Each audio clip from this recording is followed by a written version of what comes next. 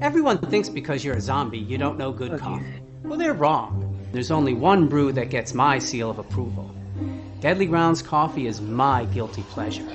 The aroma is so intoxicating. It brings all of my neighbors out of the woodwork. Deadly Grounds coffee. Coffee to die for and zombie approved. It's good to get a little deadly. Use the front door! Oh, they're so disgusting.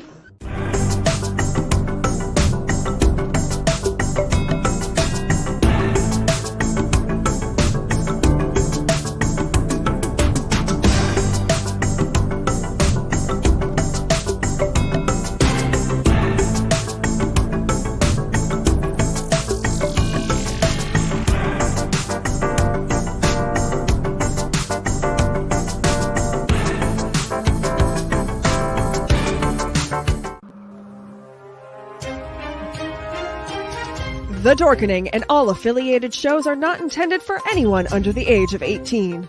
The following may contain discussions or scenes that have adult situations, graphic violence, nudity, strong sexual content, and graphic language. This show is intended for mature audiences only. Viewer discretion is advised. Ladies and gentlemen, the motion picture you're about to see contains scenes so terrifying, the public must be given grave warning.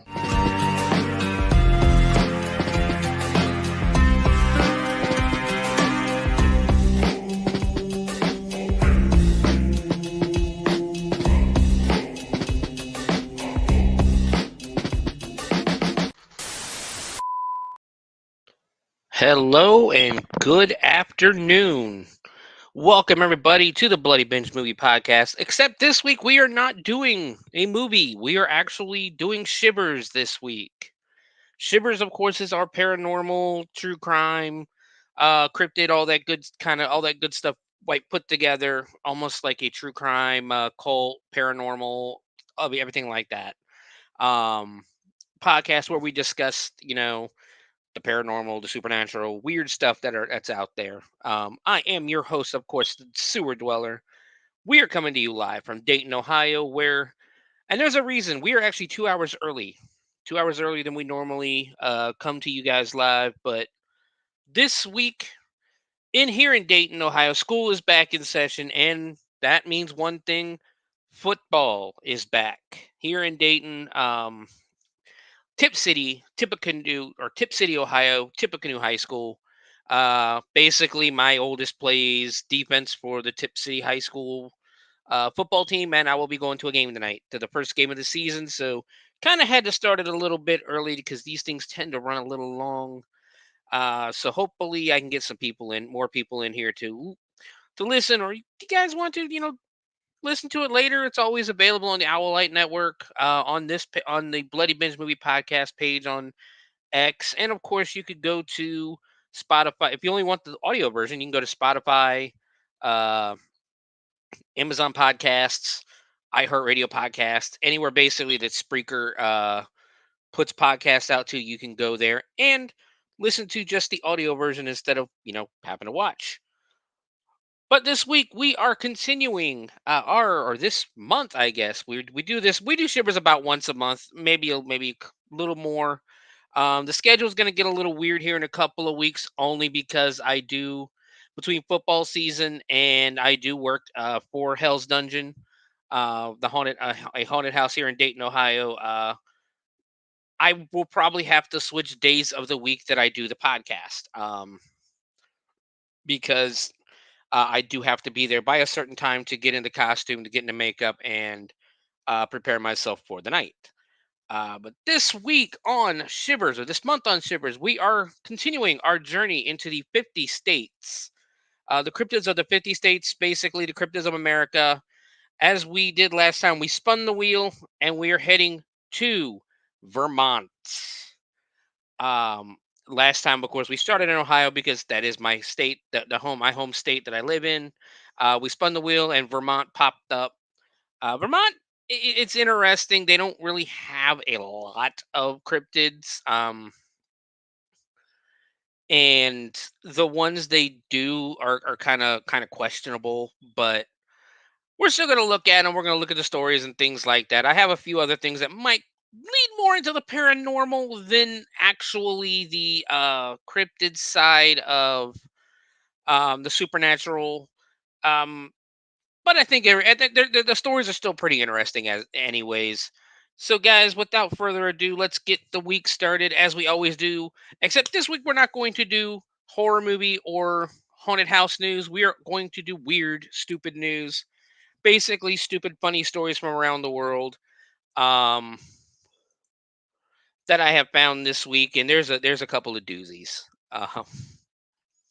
So I figure, when we do the Shivers episodes, we'll take a little bit of a little bit of a week off from horror movies and things like that. Next week we'll be back with some horror movies, or with our weekly horror movie and the horror movie news and haunted house news. Haunted house news will probably start to die down a little bit as everyone's starting to hire right now. Um, Most of the major theme parks out there have announced all their haunts and all their houses and everything like that they're going to do, because you got to remember, you got to realize, guys, we open in less than a month. um in case you haven't noticed, there is a Friday the 13th next month, which I will be doing something special for Friday the 13th, don't worry. um our house, so the Hell's Dungeon, will be opens on the 14th, the Saturday. um Whereas, so I will be able to do a podcast that Friday. Um, Beforehand, we're gonna do something special. We might do a Friday the 13th movie. We might do something different. We'll see what's going on. We'll see what everybody wants. Let me know. I really would like to interact with you guys. So if you guys have anything really you want me to do, just let me know. But guys, we're gonna start out. We're gonna go all the way over across the country, across the pond to the United Kingdom. I don't know if anybody's seen this story yet or not, but this is pretty funny actually. Um, so imagine you live in London. You're on the River Thames. You're enjoying the day, fishing or sailing or boating or anything like that. Um, and a giant warship comes floating up the Thames. I mean, it's normal. A warship floating up the Thames is normal. The Tame River is normal because it comes from the English Channel, the Atlantic Ocean. So there's probably ships coming in and out of there all the time. Except this one is flying the German flag, and it's blasting the Imperial Death March. So Berlin, for the Associated Press, Germany's Navy says there was no deeper message than the choice to blast the famed Imperial Death March. They call it Darth Vader's theme song in the Star Wars films, from one of its warships as it cruised down the River Thames through London this week. A bystander captured the spectacle on Monday on video, which quickly went viral on social media.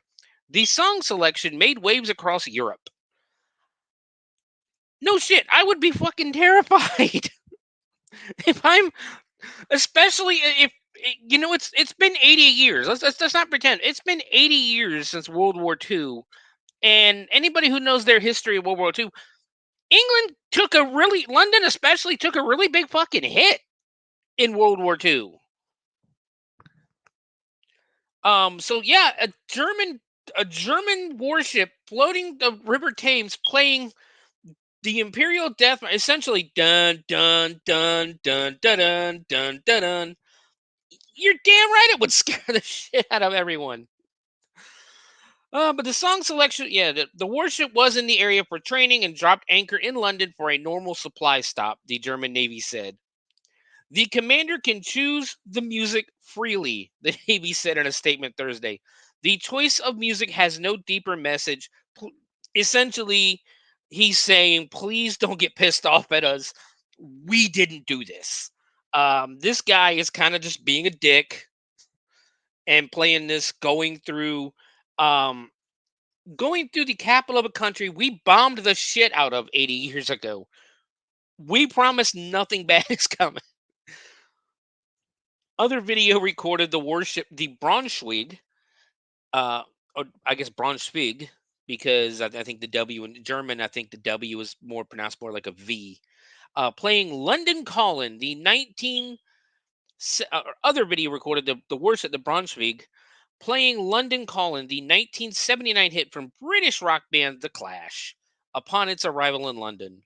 The song's title is drawn from the BBC World Service Station identification in World War II, and its lyrics include the lines, London calling to the zombies of death, quit holding out and draw another breath.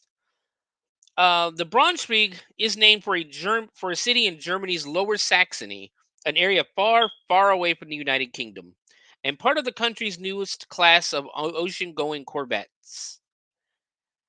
Guys, I got the video. I have the video.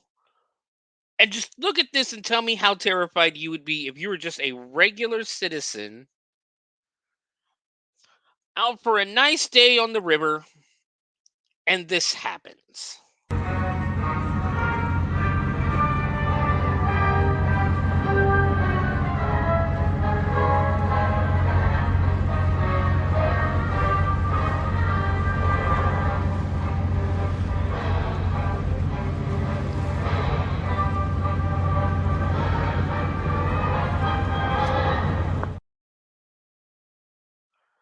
Somebody please tell me you wouldn't be terrified if that happened. If you didn't know anything about it. You just happened to look up and there's a fucking warship, a German warship, floating through England, through the river that flows through England, heading towards London, with all the sailors on top deck, standing at attention, and the fucking Darth Vader's music is playing. That just is hilarious. That's hilarious to me. So basically, yeah, that's really it for that story. Nothing's come out. I haven't seen anything out of England or anything being pissed off about it, like the government or anything. I think it's just a German seaboat captain just being a dick. But let's come on back over to America, not too far away from here. From NBC News, you guys aren't gonna like. Some of you might not like this one, but a Kentucky man who hacked into the state death registry systems to fake his own death in a bid to avoid paying over $100,000 in outstanding child support has been sentenced to over 6 years in prison. Prosecutors announced Tuesday. I've seen a couple of stories, and there's a couple of stories out there that are actually saying that he's going to jail for like 9 years, as he should. Jesse Kipp, 39, was sentenced Monday in U.S. District Court for the Eastern District of Kentucky in a plea agreement on charges of computer fraud and aggravated identity theft. In January of 2023, Kipp accessed the Hawaii Death Registry system using the information of a excuse me. Hold on one second, guys. I hope you guys didn't hear that, but I had a little bit of a frog in my throat. Using the information of a physician living in another state and created a case for his own death.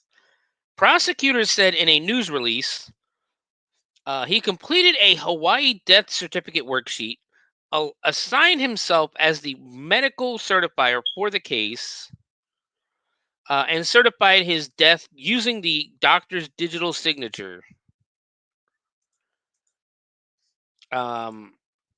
Resulting in his being registered as a deceased person in many government databases, the release said.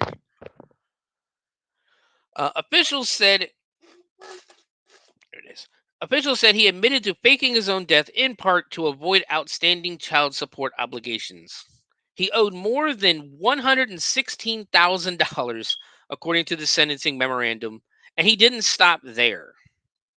Kiff also infiltrated other death registry systems, private business networks, and government and corporate networks using credentials he stole from real people. Then he tried to sell access to those networks on the dark web. Prosecutors said in the release. Kiff acknowledged having databases of personal identifiable information on his electronic devices, including social security numbers and medical records, which he sold to international buyers, including individuals from Algeria, Russia, and Ukraine. The sentencing memorandum said the damages to the state death registry systems included nearly $80,000 in repair costs, as well as untold consequences in trying to rectify the networks and the harm to the individuals whose personally identifying information was exposed, stolen, or misused. The filing said Kiff must serve 85% of his prison sentence, and upon his release will be under the supervision of the United States Probation Office for 3 years.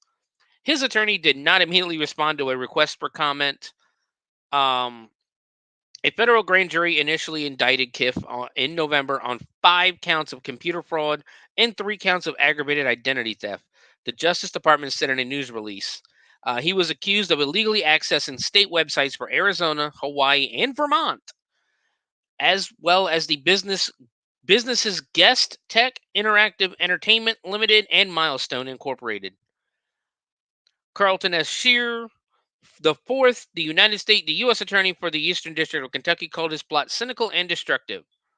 This case is a stark reminder of how damaging criminals with computers can be and how critically important computer and online security is to all of us. He said, fortunately, through the excellent work of our law enforcement partners, this case will serve as a warning to other cyber criminals, and he will face the consequences of his disgraceful conduct.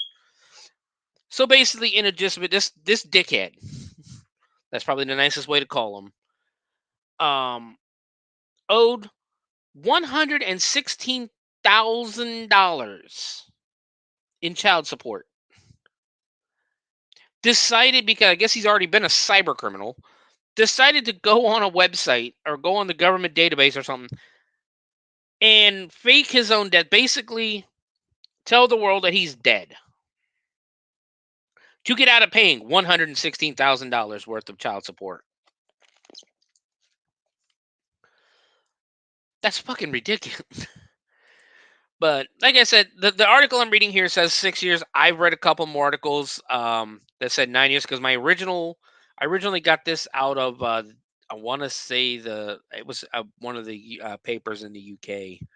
And I turned around and looked it up in America on Google just to try to get a deeper story because it wasn't that it wasn't that long of a story on the article. It wasn't that long of an article that I found it on. So I went ahead and looked it up in America, and I got this NBC article.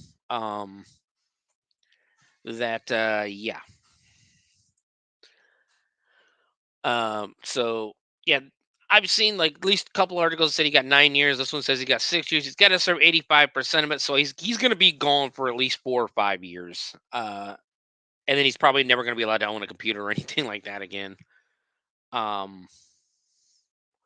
So yeah, basically justice served. But moving on, we're going to go all the way to San Francisco for this next story. The world's only self-driving taxi company has been forced to fix a fleet of cars after residents complained about their constant honking.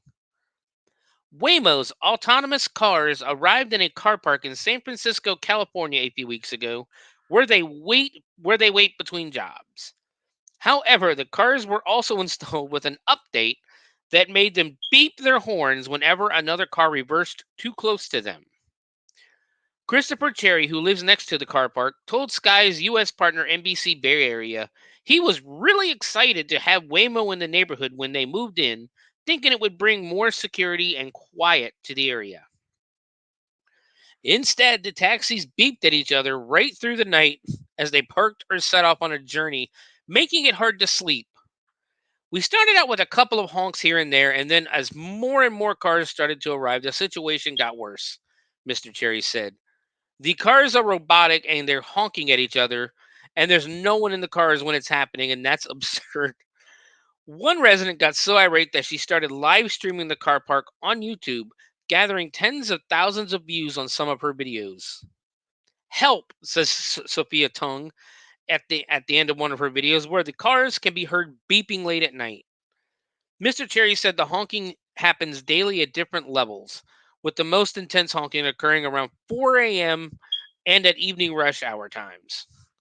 It's very distracting during the workday, but most importantly, it wakes you up at 4 in the morning, he said. The cars appear to head off to their charging depot at around 4 a.m., a parade of autonomous taxis that caused great anticipation on the YouTube live stream. Hundreds of viewers eagerly waited for the cars to start leaving on Wednesday morning. It's starting, everyone, said one video. Parade time, said another one. Miss Tongue's viewers have even made a Google spreadsheet with time codes for the most interesting moments in the car park, such as excessive honking or a fun bit of parking by one of the cars. The taxi firm, which is owned by Alphabet, Google's parent company, said the honking problem is now fixed. We recently introduced a useful feature to help avoid low-speed collisions by honking if other cars get too close while reversing toward us, said a Waymo spokesperson to Sky News. It has been working great in the city, but we didn't quite anticipate it would happen so often in our own parking lots. We've updated the software so our electric vehicles should keep the noise down for our neighbors moving forward, they said. As the cars left their car park at 4 a.m. on Wednesday, the honking did indeed appear to be solved. Miss Tung confirmed to her hundreds of live viewers in the chat they didn't honk. That would piss me off. I mean, I'm not gonna lie. I don't know. Honestly, I don't even know if I'd notice it. I'm originally from Virginia Beach, and in Virginia Beach we have Oceana Naval Air Station. And those jets fly over all the freaking time, all hours of the day and night. To the point where you could always tell who's from the area and who's not, because basically everybody who's not from the area would be when the jet flew over, they'd be looking up going, oh, look at that, it's a jet, it's an F-16, it's an F-22. Anybody from the area is looking down and just continuously walking, cussing the jets. Or if you're talking to someone, literally the conversation stops and then immediately starts right back up where you left off, as if nothing happened 30 seconds later, 30 to 45 seconds later, after the jet is completely gone. I used to live within a mile of the beach. It took me like 30 minutes to walk to the beach. And we weren't that far from Oceana, and I could literally see the pilots as they were landing. So I can't say that the honking would bother me too much, but I can definitely see, how aggravating it could be. How aggravating it could be to be kept up all night because these stupid fucking cars next to us are honking all the time. But moving on, I believe I can't remember where this one was from. I think it was England, but it's about It's a Reddit story. Customer horrified after spotting sandwich shop with closed for sex for 30 minutes sign. A hungry customer was left with a sense of shock and disappointment after visiting his local sandwich shop, only to find that it had been closed for half an hour for sex. There's nothing worse than nipping to your favorite shop only for it to be closed or unavailable. I will say the story comes out of England, but I don't think the shop is in England. But worse than that is seeing a sign that leaves your toes curling. Sure, we've all seen messages on shop windows saying they've had to close for a short time, perhaps to allow the shopkeep to run an errand in town or take a break. I see them all the time here, where they basically shut down for 10 minutes so somebody can go take a piss. One shopper got more than they bargained for recently after spotting some bizarre signage on a visit to their local sandwich shop. After sharing a snap to Reddit of a handwritten note attached to the door, the users of the weird subreddit were split between feelings of disgust and humor. For the sign in question read, "Closed for sex, be back in 30 minutes, thank you." Another eagle-eyed Redditor soon spotted a "Beware of wet floor" sign on the shop floor, only adding to the nausea in the comment section. I seem to have lost my appetite for a good old-fashioned ballpark wiener, The original poster declared. Back in 30 minutes, that's a bit optimistic. Must be a 10-minute drive home, one person joked in response. Another quip, 30 minutes? Right, more like 7 and then a quick nap. A third question, why would you write that? Just why? A fourth added, weird flex, but I respect it. While a fifth referenced a Simpsons episode paraphrasing Homer, hey, what'll I tell the boss? Tell him that I'm going to the back seat of my car with the woman I love and I won't be back for 10 minutes. I do remember that episode where they were basically doing a parody of Officer and a Gentleman with I think it was Deborah Winger and Richard Gere. Other people couldn't help but add further sexual puns to the post, with one adding, "Looks like the 30 minutes are almost up. They're in the back grabbing the mop." Somebody wheezed the juice. Somebody wheezed the juice.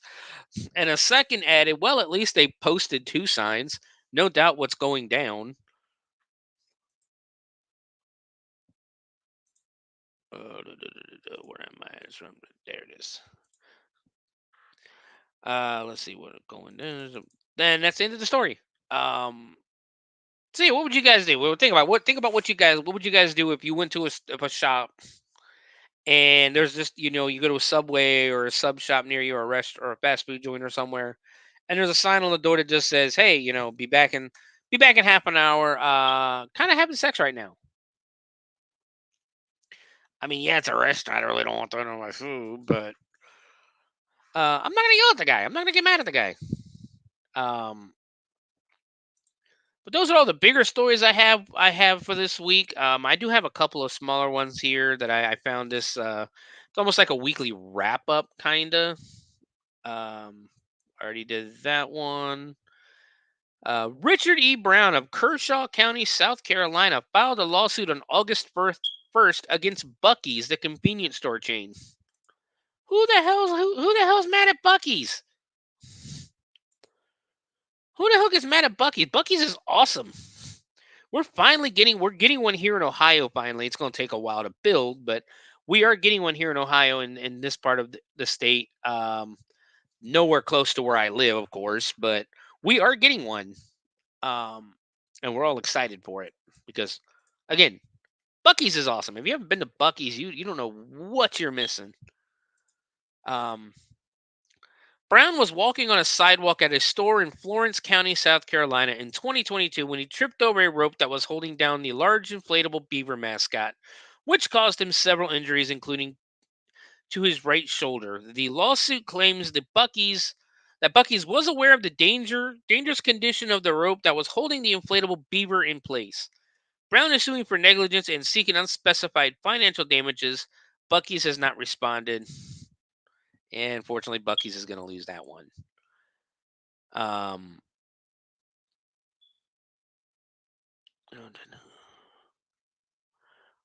So yeah, I mean, yeah, Buc-ee's isn't going to win that, unfortunately, because that was kind of stupid to leave the rope like that. Now, the thing about it is, if it's not on the sidewalk, it's not negligence. So we'll see. Let's go to Pittsburgh, Pennsylvania. On August 12th, the Allegheny River was the site of a massive dredging and cleanup conducted by Three Rivers Waterkeeper, an environmental group. Trib Live reported that in just 4 hours, the operations pulled about 50,000 pounds of vehicle parts from the river, along with an intact, basically a full-sized Volkswagen Beetle, bicycles, skateboards, and a mattress. Who the fuck dumped a mattress into the? If you were to dive down there right now, you'd see a solid tangle of vehicles," said Captain Evan Clark. Many of the cars were thought to be from a long closed downtown parking lot. To see this cleanup work, it shows that people care about the rivers and they're getting better. People cared about the rivers so much they threw a fucking beetle in there. Good Lord. Let's see. Moving on, we're going to go to Lucerne Valley, California. Even after Cody Mortensen, 28 of Lucerne Valley, California, was told that he would probably die, he insisted on biking across Regent's Slide, a massive landslide near Big Sur. The Mercury News reported that on August 9th, Mortensen talked with a construction worker who said the road was not passable, but the biker said he was going to try anyways. Sure enough, Mortensen fell more than 100 feet toward the ocean, abandoned his bicycle, and climbed down towards the beach, where he was rescued by Betancourt and Big Surf Fire. He had hit his head and seemed concussed, witnesses said, and his arm was cut. Mortensen faces charges of wanton disregard to obey a person directing traffic and failing to obey traffic signs. So he's going to get a ticket. But that's that Christmas Story situation. You want to beep him? Well, you shoot your eye out. No, I won't. Then he damn near shot his fucking eye out. Oh, this guy. Hey, you can't go that way. There's a landslide, and you're gonna fall to your death. You're gonna fall pretty far. You're not the boss of me. Rode his bike. Guess what? Fell 100 feet.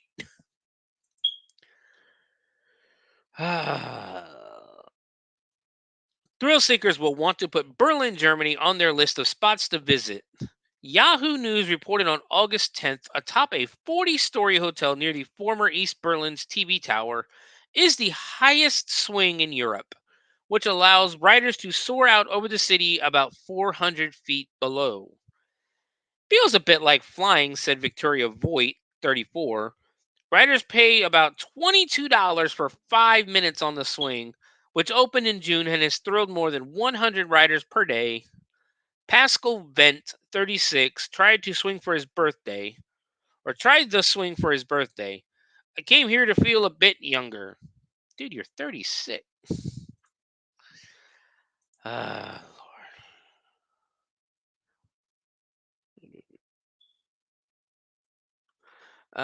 Let's see. Still in California. And there's, everybody makes fun of Florida. There's a lot of California stories on this website. Residents of Feather Falls, California are barking mad over an incident that took place on August 8th. KCRA TV reported the Butte County or Butte County Sheriff's BUTTE, say it how you want. County Sheriff's Office said Davina Corbin, 56, was found dead on the Black Hawk Trail after apparently being mauled by a pack of dogs. Max Hecker, who lives in the area, said the dogs are Great Danes that are known to terrorize people.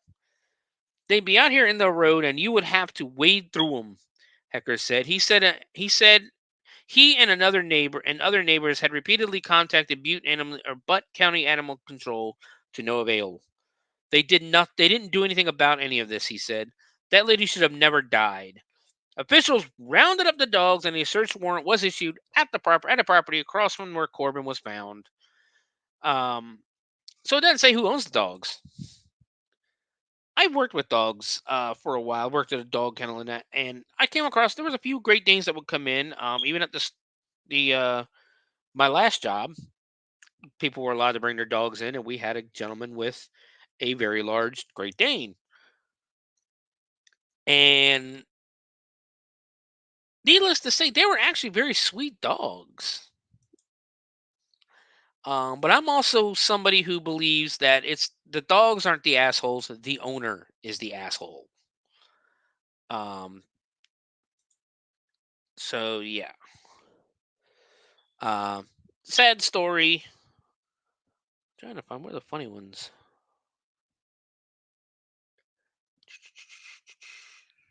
Give me 1 second, guys.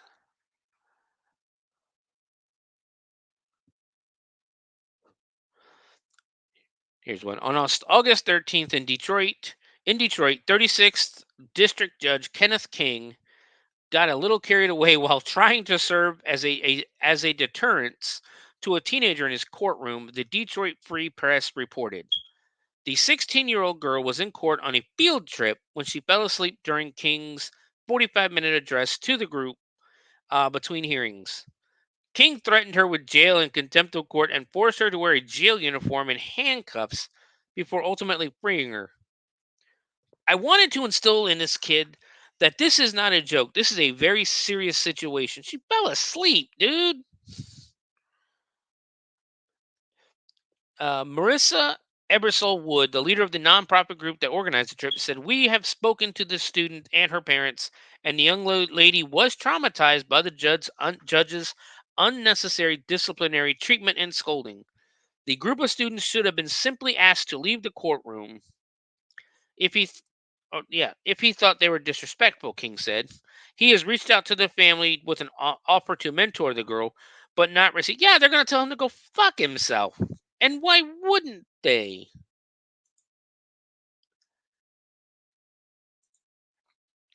Like, no, stay the fuck away from my kid. Do a few more of these, and we'll go ahead and take our break. And then we'll get into the Cryptids of Vermont. Lalita Kai. I'm probably butchering that name. The last name is literally spelled Kayi. Or Kai. 50 was divorced on July 27th, or discovered on July 27th in a forest about 280 miles from Mumbai, India. The BBC reported, chained to a tree. Kai initially told her rescuers that her husband had shackled her to the tree and left her in the forest to die without food or water. But police and her doctor say the American woman tied herself to the tree. After treatment in a psychiatric hospital, Kai admitted that she is not married and was distressed because her visa and money were running out. Her doctor sang Hamitra Fuli. I'm butchering this name. I know I am. Said Kai's condition is improving, and she has been in touch with her family in the United States. Wow, yeah. Why? I'm not even gonna go into that. That'll probably get people in trouble. Georgetown County, South Carolina. Sheriff's officers were called to a home on July 28th on reports of an assault in progress. Fox 59 TV reported. Deputies were told that the fight started while siblings Anthony Harper and Hope Harper were cooking chicken. Hope Harper allegedly asked her brother why he didn't season the chicken so it could crust up. Season your food, folks. Season your food, the report said. When Hope called Anthony a dumb dog, he pushed her into a table and punched her. Someone else in the home fired a 9mm handgun into the ceiling, hoping to stop the brawl. But no, Hope retrieved a steak knife and started swinging it at her brother. I'm going to take a guess and say there's some underlying issues here. There's a lot more to this than cooking chicken wrong. And there's I don't know who the hell the guy with the 9mm that shoots into the air. Like, how many fucking movies have you watched? It doesn't work in real life. Next, their grandmother swatted Hope with a broom until she backed up. So grandma took a broom as the girl was swinging a steak knife at her brother.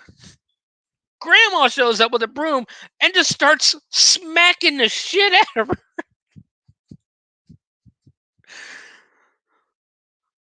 But Anthony, his chef cred cruelty question, picked up a can of Raid bug spray and sprayed Hope on the neck and face until she grabbed the can and sprayed him back.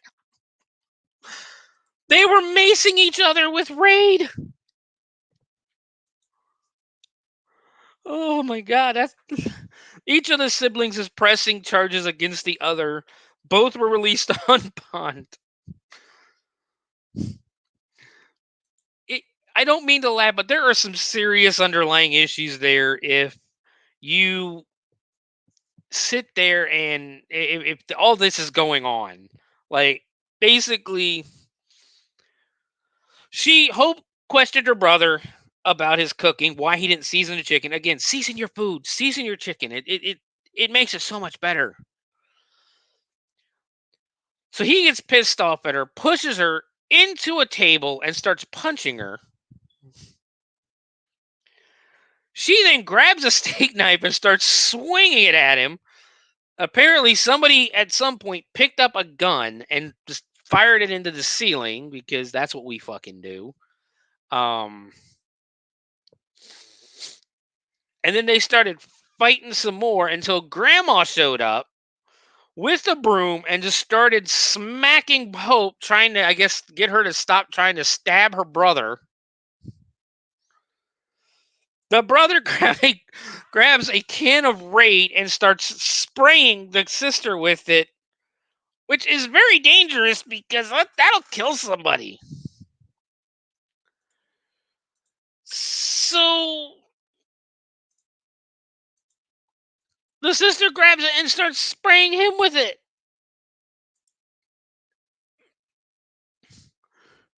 Imagine being a guest in his house.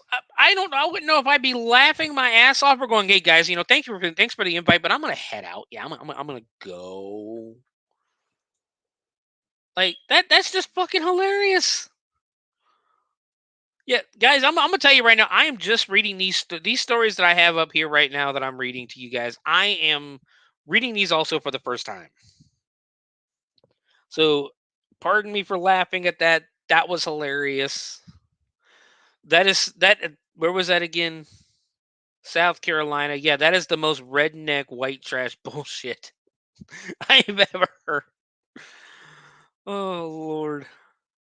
Oh, we got about 150 people in and around Tokyo were stricken ill, and one person died in late July after eating grilled eel sold at a department store, the Associated Press reported. I think I saw this story earlier, and it wasn't very interesting. But the eel was prepared by a local restaurant chain and sold in the grocery area of the Kaikyu, Kaikyu, Kaikyu.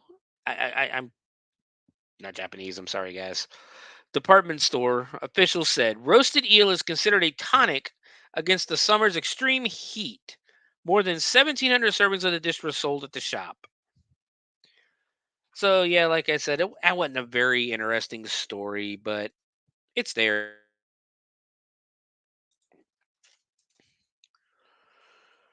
All right. Hold on one second.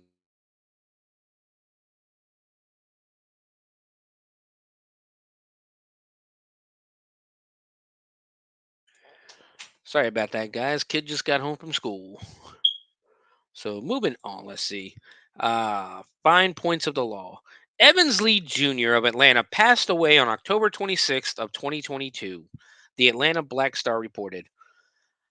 Because he left no will, Georgia law called for the nearest living relative to ask the probate court to make them an administrator, which is just what Randy Watson, 48, did. The problem: Watson was not related to Lee. Was not related to Lee. Georgia's probate court does not require proof of being a rightful heir to an estate, so Watson became the executor, filling in false details on Lee's death certificate and listing Watson as the descendant's son. In response, Lee's nephew, Trahan Brown, was granted a court ordered paternity test that confirmed Watson was not related to the dead man. But before the court could reverse his executorship, Watson had cleared out most of Lee's belongings, sold his home, and collected his urn of ashes. There were never there was never an opportunity to go in the home, clean the home, none of that, said Brown's wife, Renee. Authorities have opened an investigation into Watson and the funeral home. I mean, the funeral home really didn't do anything wrong. To my knowledge, at least. Let's see. On July 31st, police responded to a fire in the early morning hours at a U-Haul business in Roseburg, Oregon. KEZI TV reported one van was fully engulfed in flames and the fire was spreading to a second vehicle. Security footage from the area identified Jennifer Denise Holmes, 47, whose van with Nana's Sweet Treats on the side could be seen in the area. When officers spoke with Holmes, she admitted to siphoning gas from the U-Haul and then lighting a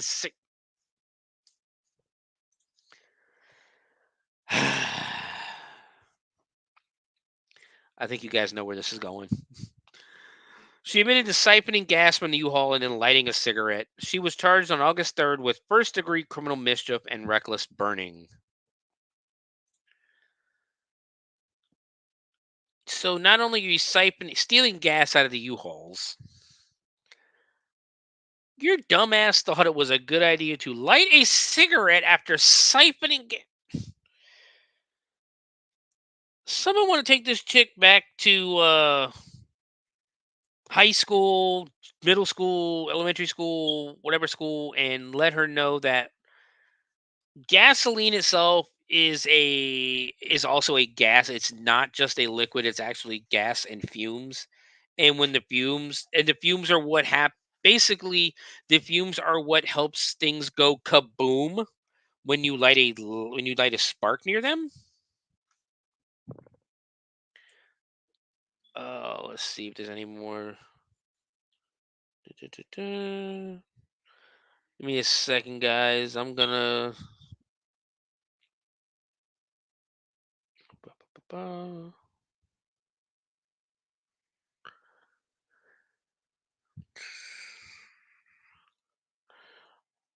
Okay, here's got a couple more. We'll do these last two real quick, and then we'll go ahead and take our break. But Katie Moran, or Moron, I don't really know. President of the World Apostolate of Fatima, USA, was taking pictures of the International Pilgrim Virgin statue of Our Lady of Fatima in Canton, Ohio, on August 2nd when she witnessed a miracle. She said. WJW-TV reported that Moran took the two subsequent photos, then saw that in the first one, Mary's eyes were open, and in the second, they were closed. The statue travels the world, spreading the message of Our Lady of Fatima. According to the theologians, mystically, her presence is there with the statue, said Moran. Larry Maganot, the statue's custodian, elaborated, "We know that she's wept 15 times. Moran believes Mary is sending a message to the world, but didn't specify what of course, he's not going to specify what the message is. Isn't it funny every time one of these people see something? Like, I saw Jesus and toast. What does it mean? I don't know, just Jesus and toast. But, yeah. Hold on one second.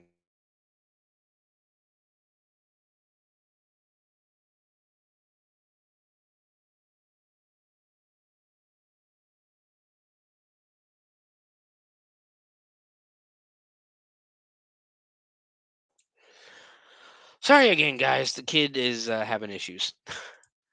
Let's see. Let's go to this last story. A handyman and electrician Steve Wainwright, 61, of Cambridgeshire, England, needed a project in his retirement, Metro News reported. I felt a bit lost, he said. I looked at my tape measure and I thought, I wonder if I can build this 10 times its size. And he could, even with a giant retractable measuring tape. Wainwright's wife suggested a 10 times lipstick, so he obliged and then went on to build pencils, keys, clothespins, and a 3-prong plug. He notices a difference in reaction between men and women. Men love his creations, and women say, "What on earth are you going to do with that? Where are you going to put that?" I will say I know a lot of people who are retired. When I worked for Frito-Lay, the Nabisco reps would come in, and they were all older people who had retired from their full-time jobs, turning around, and basically they're bored. They get bored. My wife's grandfather, 88 years old, he gets bored. He gets bored sitting around all the time, so he just finds random shit to do. That's what this guy did. But all right, guys, we've been going for about 48 minutes. Let's go ahead and take a very quick break. And then when we come back, we will jump into the cryptids of Vermont. See you in a couple of minutes.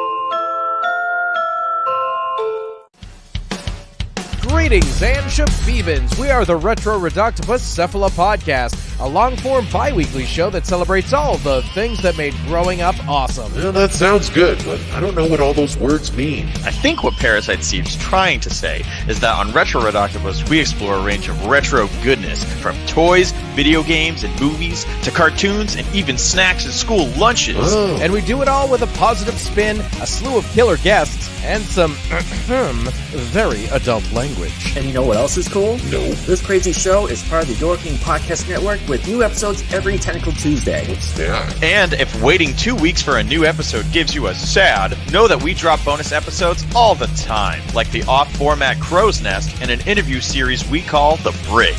You can listen to Retro Octopus on Apple Podcasts, Spotify, Stitcher, or any app that's cool enough to carry the only show that celebrates all the things that make growing up awesome.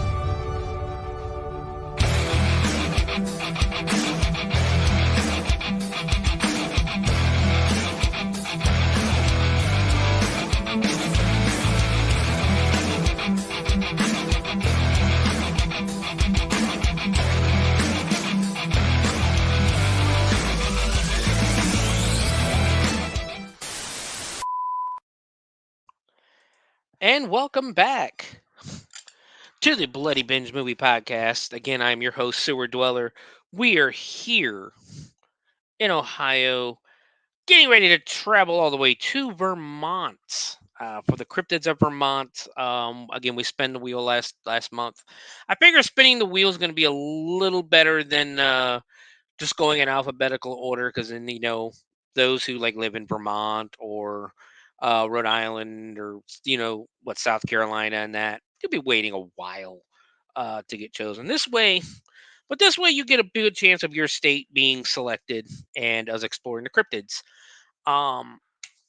Vermont doesn't have a lot. Unlike when we get to Texas, we're probably gonna have to do 2 separate episodes for Texas, because there's 30 cryptids in Texas.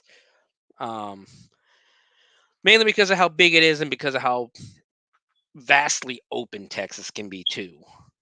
But we're going to explore these cryptids this week. Trying to think of what to say. So, say Vermont, of course, is in New England. I want to say it's the second northernmost state next to Maine. I want to say it goes Maine, then Vermont. I could be wrong on my geography there, but it's way up there in New England. It is called the Green Mountain State, and there's some interesting stuff going on. But we'll get to the cryptids here in a minute. Right now, let's do a little bit of history. Let's study a little bit of history on Vermont. Vermont is a state in the New England region of the northeastern United States, and it borders Massachusetts to the south and New Hampshire to the east, New York to the west, and the Canadian province of Quebec to the north. As of the 2020 U.S. Census, the state has a population of 643,503, ranking it as the second least populated U.S. state. Ahead of Wyoming. Wyoming is so big to only have the least amount of people there. But it's, again, wide open land, farmland, all that good stuff. Let's keep it that way too. Let's keep the developers out of Wyoming. It is the nation's 6th smallest state in area. The state's capital, of course, is Montpelier. I really don't know how to say it. And of course, the state's capital, Montpelier, or I'm going to say it how I say it, Montpelier, is the least populous United States capital. U.S. state capital. So basically, like here in Ohio, of course, our capital is Columbus. I don't gotta talk to you. I don't gotta tell you guys. You know what the state capitals are. But I guess it's least this the smallest populated United U.S. state capital. No other U.S. state has a most populous city with fewer residents than Burlington. Vermont is also well known for being the largest producer of true maple syrup in the United States for over 200 years. Native Americans have inhabited the area for about 12,000 years. The competitive tribes of the Algonquin speaking Abenaki and Iroquoian speaking Mohawk were active in the area at the time of European encounter. During the 17th century, French colonists claimed the territory as part of the Kingdom of France's colony of New France. After the Kingdom of Great Britain began to settle colonies to the south along the Atlantic coast, the two nations competed in North America in addition to Europe. After being defeated in 1763 in the 7 Years' War, France ceded its territory east of the Mississippi River to Great Britain. Thereafter, the nearby British 13 colonies, especially the provinces of New Hampshire and New York, disputed the extent of the area called the New Hampshire Grants to the west of the Connecticut River, encompassing present-day Vermont. The provincial government of New York sold land grants to settlers in the region, which conflicted with earlier grants from the government of New Hampshire. The Green Mountain Boys militia protected the interests of the established New Hampshire land grant settlers against the newly arrived settlers with land titles granted by New York. Ultimately, a group of settlers with New Hampshire land grant titles established the Vermont Republic in 1777 as an independent state during the American Revolutionary War. The Vermont Republic abolished slavery before any other U.S. state, and it was admitted to the Union in 1791 as the 14th state. The geography of the state is marked by Green Mountains, which run north to south up the middle of the state, separating Lake Champlain and other valley terrain on the west from the Connecticut River Valley that defines much of its eastern border. A majority of its terrain is forested with hardwoods and conifers. The state has warm, humid summers and cold, snowy winters. Vermont was initially settled in the early 18th century by both the British and French, and conflicts between the two nations continued until the French defeat in the French and Indian War, after which I think I may have copied two different articles here. Hold on. During the American Revolution, Vermont declared independence separately from the original 13 colonies, although the Continental Congress refused to recognize it. Vermont was finally admitted to the Union as the 14th state in 1790 after 14 years as an independent republic. The name of the state is derived from Montagne Verte. I probably said that wrong. French for Green Mountain, giving rise to the state's Green Mountain State nickname. Today, Vermont's mountains are a popular destination for skiers and snowboarders. It is the country's leading producer of maple syrup and is the home of the popular Ben & Jerry's ice cream. So, date of statehood was March 4th, 1791. Capital is Montpelier. Population is 625,741. That's from the 2010. I think we go back up. I think it's a little more than that now. It is 9,616 square miles. The motto is freedom and unity. The state tree is the sugar maple tree. The state flower is red clover. And the state bird is the hermit thrush. Couple of interesting facts, historical facts that come out of Vermont. On October 5th, 1798, Congressman Matthew Lyon was indicted under the Sedition Act for criticizing President John Adams in a letter he had written to Spooner's Vermont Journal. Fined $1,000 and sentenced to 4 months in jail, Lyon was reelected to Congress while incarcerated.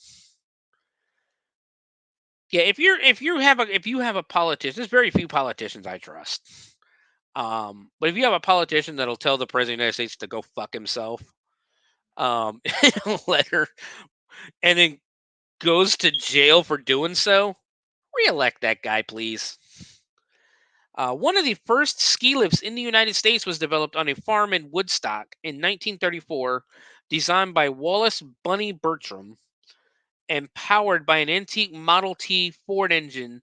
The tow pulled people up a hill while holding onto a moving rope. The first monthly Social Security benefit check was issued to Ludlow, Vermont resident Ida Mae Fuller on January 31st, 1940, after retiring from her job as a legal secretary. Fuller received her first check in the amount of $22.54, $2.21 less than the total taxes withdrawn from her salary during the 3 years that she worked under the Social Security program. On May 5th, 1978, Ben Cohen and Jerry Greenfield opened their first Ben & Jerry's homemade ice cream shop in a refurbished gas station in Burlington. In 2000, the infamous brand was acquired by Unilever for roughly $326 million in cash. Vermont became the first state to legally recognize civil unions between partners of the same sex. In April of 2000, 9 years later, the state legislature granted full marriage rights to same-sex couples, as they should. Montpelier, with fewer than 9,000 people, is the smallest state capital in the United States. So there's a little bit of history on Vermont. Pretty interesting. It goes way back. Of course, to the Native Americans, and that, and a lot of that stuff with where they became the 14th state. I don't remember that from high school at all.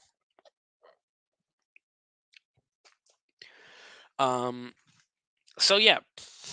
So the first thing we're going to do is we're going to talk. It's not necessarily a cryptid by the normal sense, but it is a it's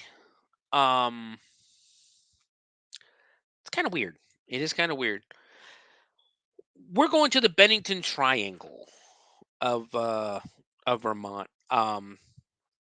So the Glastonbury area of southern Vermont has been subject of mysterious disappearances and odd occurrences for many years.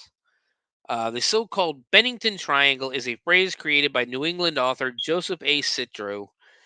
Here's the thing about cryptids or paranormal anywhere you go in the country. Each state has its own expert. Or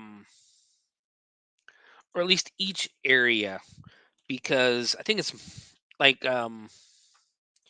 one of my favorite places to visit, especially when I'm doing ghost hunting and stuff like that, is Gettysburg, Pennsylvania. There's a guy out there called Mark Nesbitt. He is like the expert on the paranormal of Gettysburg, Pennsylvania, to the point, and most places in Pennsylvania, honestly, but he's to the point where his books and his stories are what a lot of the ghost tours out there use for their tours.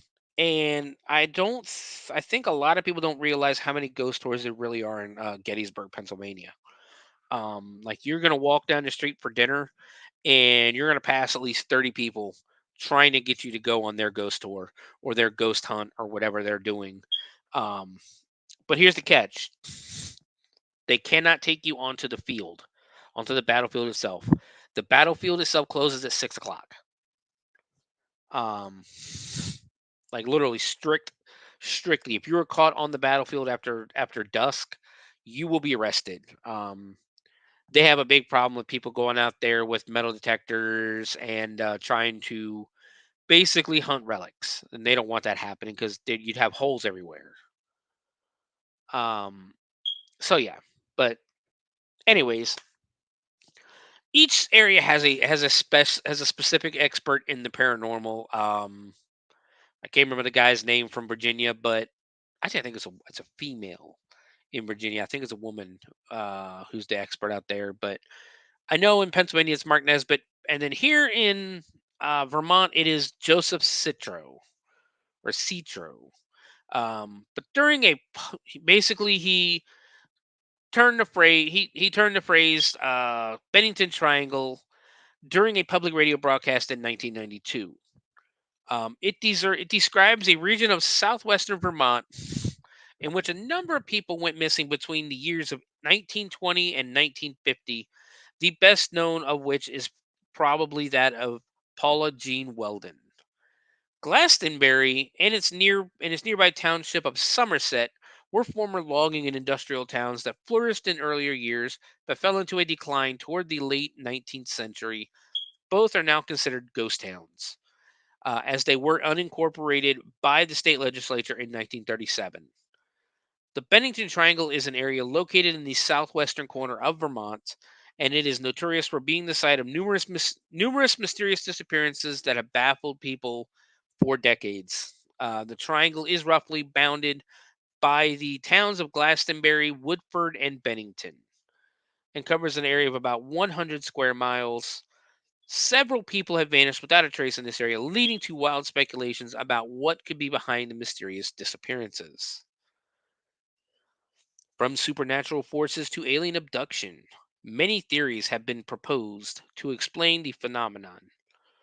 This mystery has been baffling folks for decades. With mysterious disappearances that have yet to be explained, the Bennington Triangle is an area of high paranormal activity and is considered the home of the mysterious disappearances of 6 people between 1945 and 1950. This article does like to repeat itself a lot. It is thought to be an area where the laws of reality are shifted, and the veil between this world and the other is surprisingly thin, allowing for the strange events that have occurred there.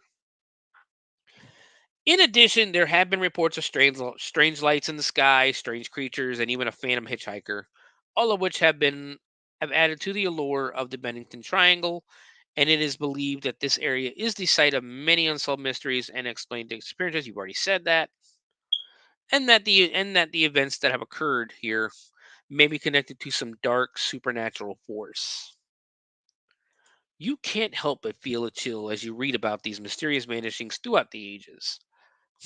As far back as 1873, there have been reports of disappearances in the Bennington Triangle area of Vermont. In 1945, a local family was hiking in the area and stumbled upon the skeletal remains of Mitty Rivers. We're going to learn about Mitty Rivers here in a minute. Rivers had gone missing 2 years prior in 1943. Over the years, there have been several other reports of disappearances in the area, including mysterious case of Paula Jean Weldon. Weldon vanished in 1946 while walking along the long trail, and her disappearance remains unsolved. More recently, in 1950, James E. Tetford vanished from a train station in Bennington and has never been found. These disappearances have left the area shrouded in mystery and have led to numerous theories as to what might be causing them. Theories abound as to what could be behind it. One of the most popular theories involves paranormal activity, with many believing the disappearances are the work of aliens or some other supernatural force. Some have even suggested that the disappearances were caused by a time warp or an interdimensional portal. Other theories suggest the disappearances were caused by a secret government experiment, or that the area is home to some kind of secret cult or group. Some have even suggested that the disappearances are linked to the occult or to some kind of weird spiritual force. Whatever the case, the truth remains a mystery to this day. Maybe the source of the mysterious vanishing lies within the realm of the unknown. Some have suggested that the disappearances of 5 individuals in the Bennington Triangle in Vermont between 1945 and 1950 could be linked to a supernatural force. This theory states that the mysterious vanishings may be attributed to something paranormal such as aliens, a portal to another dimension, or even the mythical creature known as the Wendigo or the Vendigo. Although there is no hard evidence to support this hypothesis, it has become a popular explanation for the disappearances. Some have claimed that the area is home to a strange phenomena such as strange lights in the sky, unusual sounds, and even the appearance of strange creatures. Others have suggested that the mysterious disappearances may be related to some form of energy vortex or portal to another realm. While these theories are largely unsubstantiated, they remain as possibilities in the minds of many who have studied the Bennington Triangle disappearances. Fascinating to consider the many potential explanations that could explain this unexplainable phenomenon, leaving you wondering what could be the cause.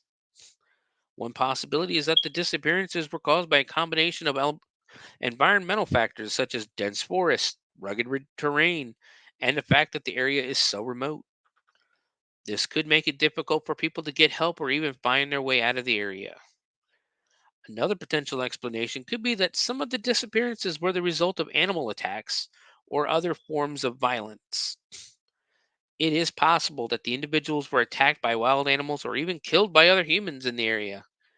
As the area is so remote and secluded, it's possible that these attacks and killings went unnoticed and unreported. Finally, some have speculated that the disappearances could be due to paranormal activity, such as alien abductions or other supernatural phenomena. While this type of explanation is highly speculative, it could potentially explain why so many people have gone missing in the same area. Over the years, reports of mysterious disappearances have come out of the Bennington Triangle area in Vermont. Reports vary, but it is believed that up to 5 people have gone missing in the area since 1945. These cases remain unsolved, with no clues or evidence as to what caused the disappearances. Some speculate that supernatural forces are at work, while others suggest that the disappearances may be due to natural causes. Regardless, the mysteries of the Bennington Triangle remain unsolved. So yeah, that it's. Hold on one second.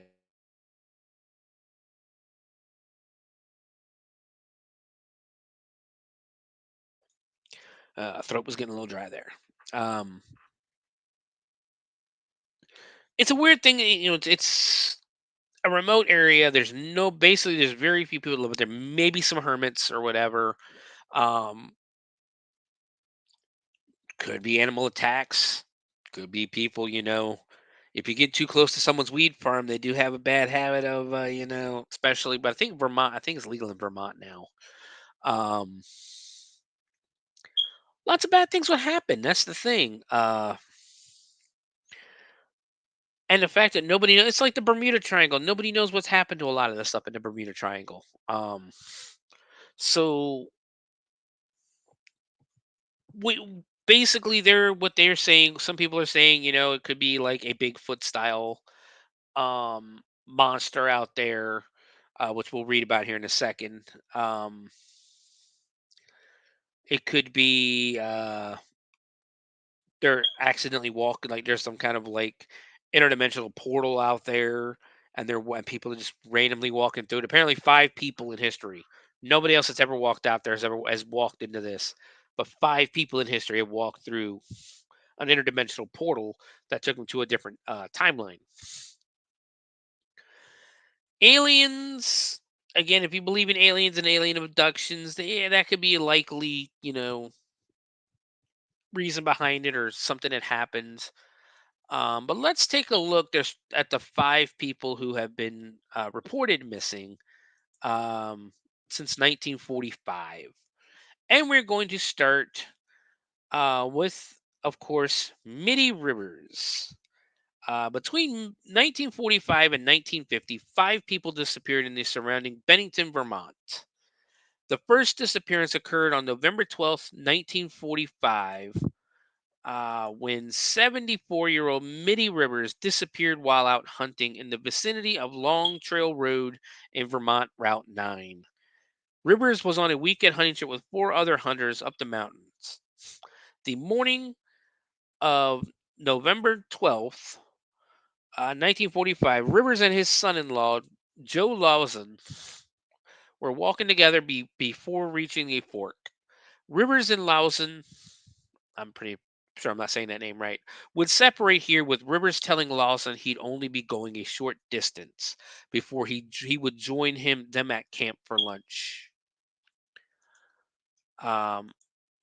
As 3 p.m. had come and gone, the rest of the hunting party would begin searching before getting authorities.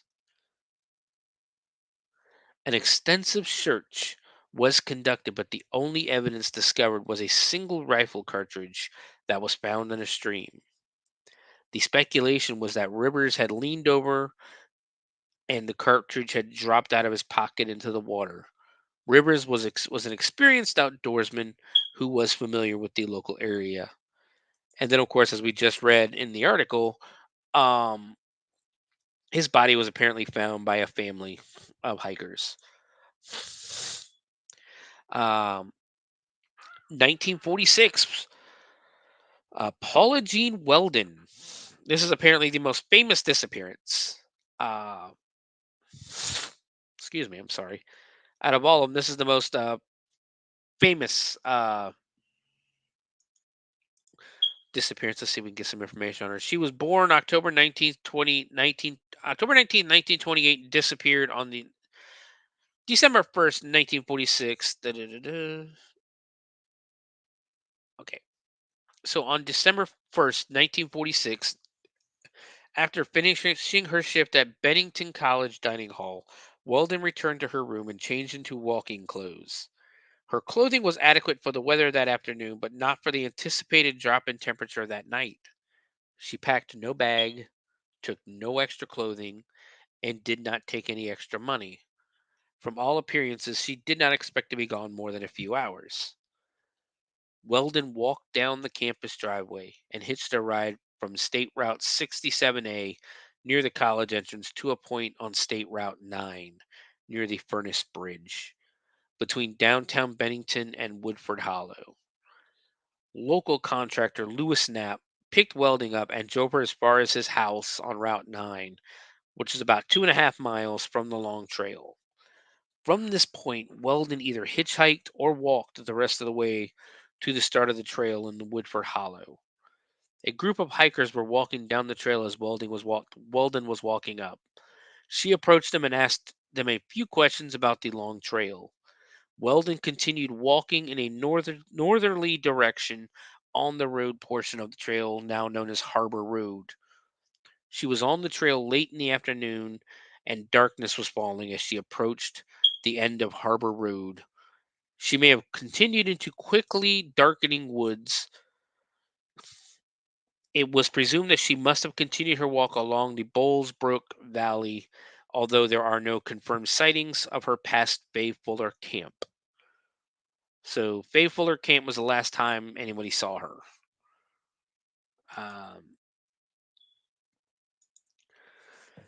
Weldon did not return to campus.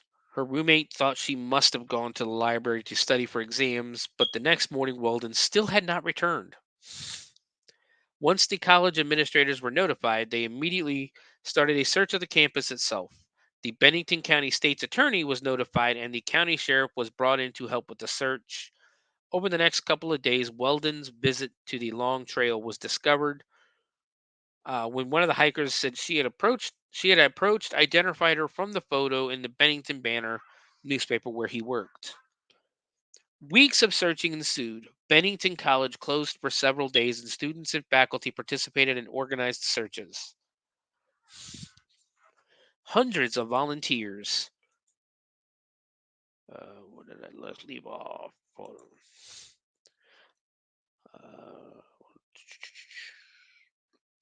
Hundreds of volunteers, family members, National Guard troops, and firefighters searched for Weldon to no avail.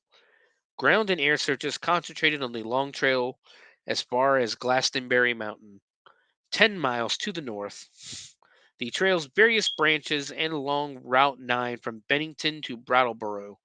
Most of these searching assumed Weldon had got lost in the woods, and when no clues were found as to her whereabouts, other theories started to be considered.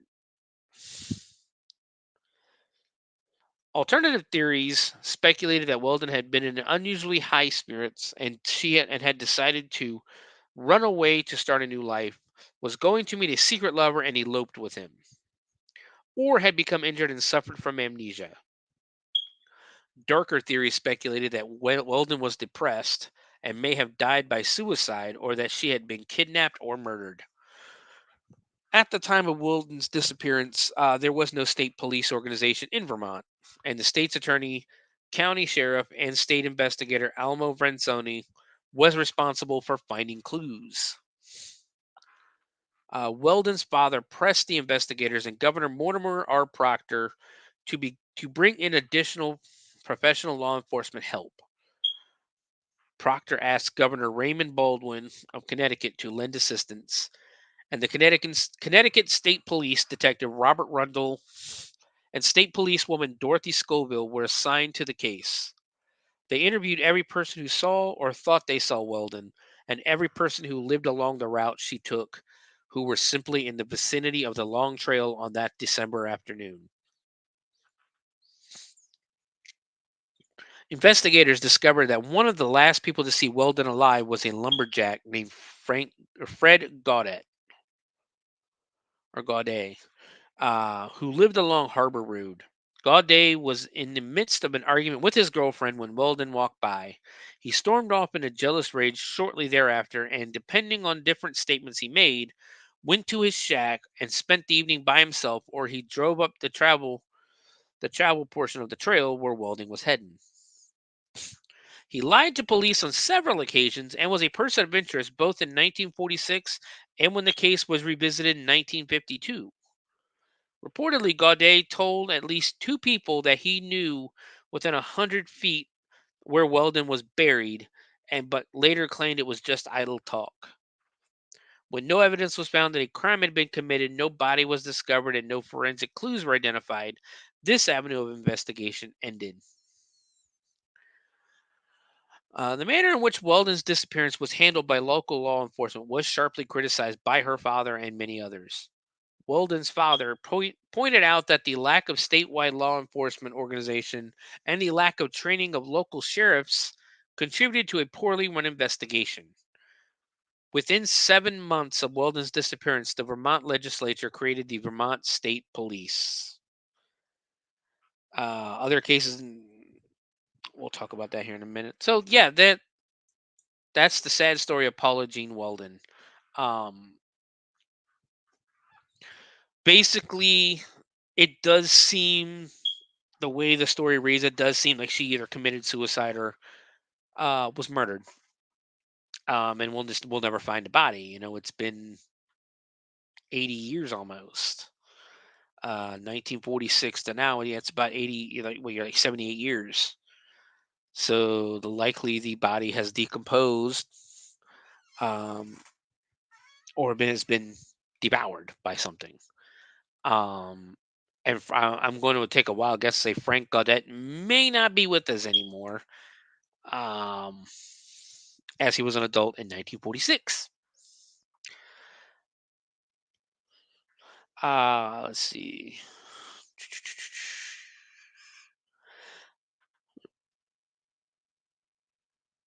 Okay.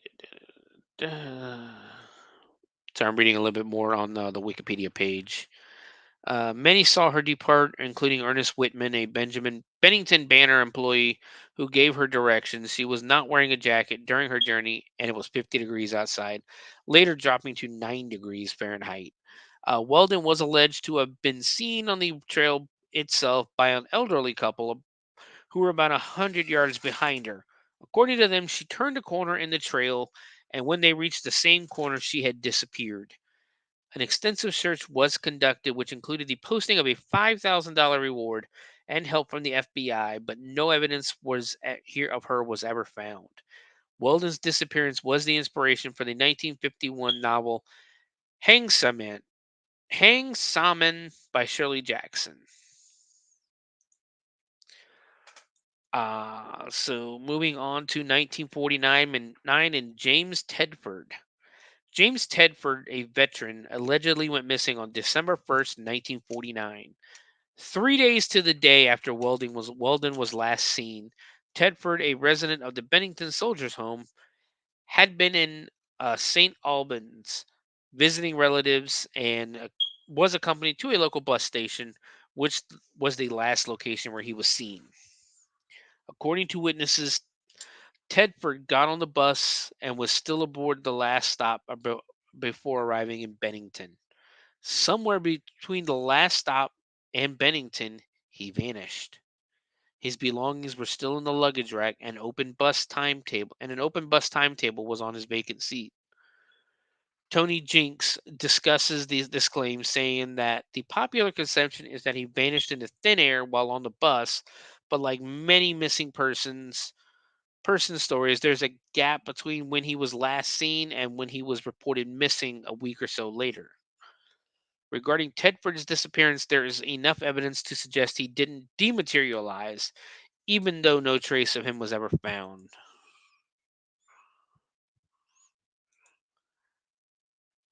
Yeah, that's weird. That's kind of weird right there that somebody would just disappear out of thin air on a bus. 1 year later, we're going to go to 1950 and Paul Jepson. On October 12th, 1950, Paul Buddy Jepson, a special needs child aged 8, had accompanied his mother on an errand.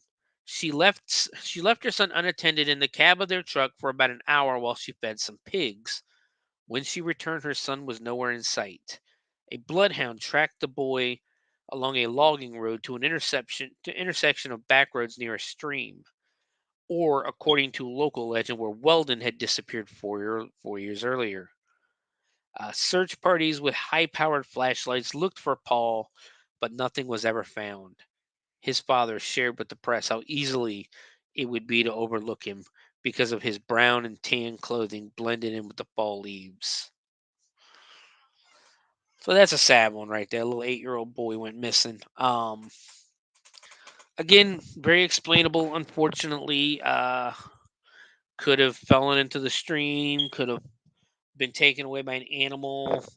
Kidnapped. All that good stuff. And finally, in 1950, Frida Langer, on October 28th, 1950, 16 days after Jepson had vanished, Frida Langer, age 53, and her cousin Herbert Elsner left their family campsite near the Somerset Reservoir to go on a hike. During the journey, Langer slipped and fell into a stream. She told Elsner if he would wait, she would go back to the campsite, change clothes, and catch up with him. When she did not return, Elsner made his way back to the campsite and discovered that Frida Langer had not returned and that nobody had seen her since they had left. Over the next 2 weeks, 5 searches were conducted involving aircraft, helicopters, and up to 300 searchers.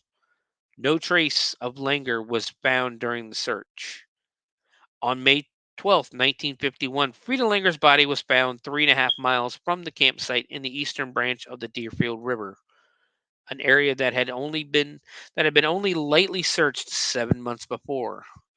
No cause of death could be determined because of the condition of her remains. No direct connections have been identified that these cases together, other than the general geographic area and time period. Honestly, it sounds like he pushed her in. She drowned, and he left her. Popular culture, the Bennington Triangle was discussed in Season 3, Episode 8 of the television program William Shatner's Weird or What? The episode entitled Mysterious Vanishings and first aired on July 23rd, 2012. The events of 1945 to 1950 are told in episode 67 of Lore, titled The Redcoats.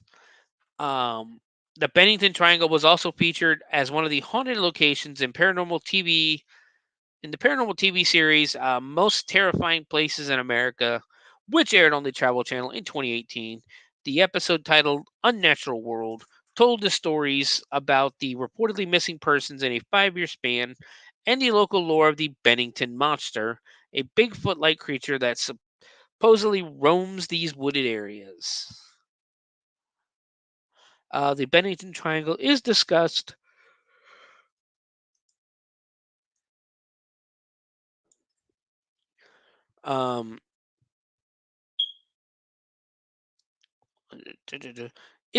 in episode 374 of the podcast My Favorite Murder. The episode aired on April 13th, 2023.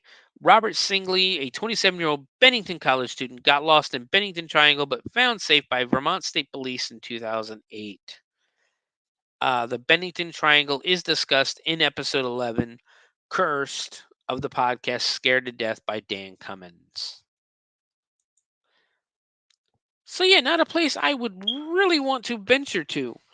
Like I said, it's remote. It's way out there. Probably not hard to get lost or kidnapped or anything like that. Honestly. So yeah, but we can't really study about the Bennington Triangle without going into a little bit about the Bennington Monster. The Bennington Monster is said to be a creature with the body of a large cat, the head of a reptile, and the wings of a bird. It is said to be anywhere from 5 to 7 feet tall and is known to emit a piercing scream that can be heard for miles. Some people believe that it is a surviving pterosaur, a prehistoric flying reptile that lived alongside dinosaurs, while others speculate that it is an unknown species of creature. Over the years, there have been numerous sightings of the Bennington Monster, with many people claiming to have seen it, flying through the air or running through the woods. The first reported sighting of the Bennington Monster occurred in 1945 when a man in his mid 70s named Mitty Rivers disappeared while hunting in the area. In the weeks following his disappearance, several other people reported seeing a strange creature in the woods, and some even claimed to have heard its blood-curdling scream. On December 1st, 1946, a woman named Mrs. Paula Weldon vanished while hiking on the long trail near Glastonbury Mountain, an area once known as Patch Hollow. The hollow has since become known as the Bennington Triangle, due to the number of unexplained disappearances and strange occurrences that have happened there. Paula's disappearance sparked a massive search effort, but no trace of her was ever found.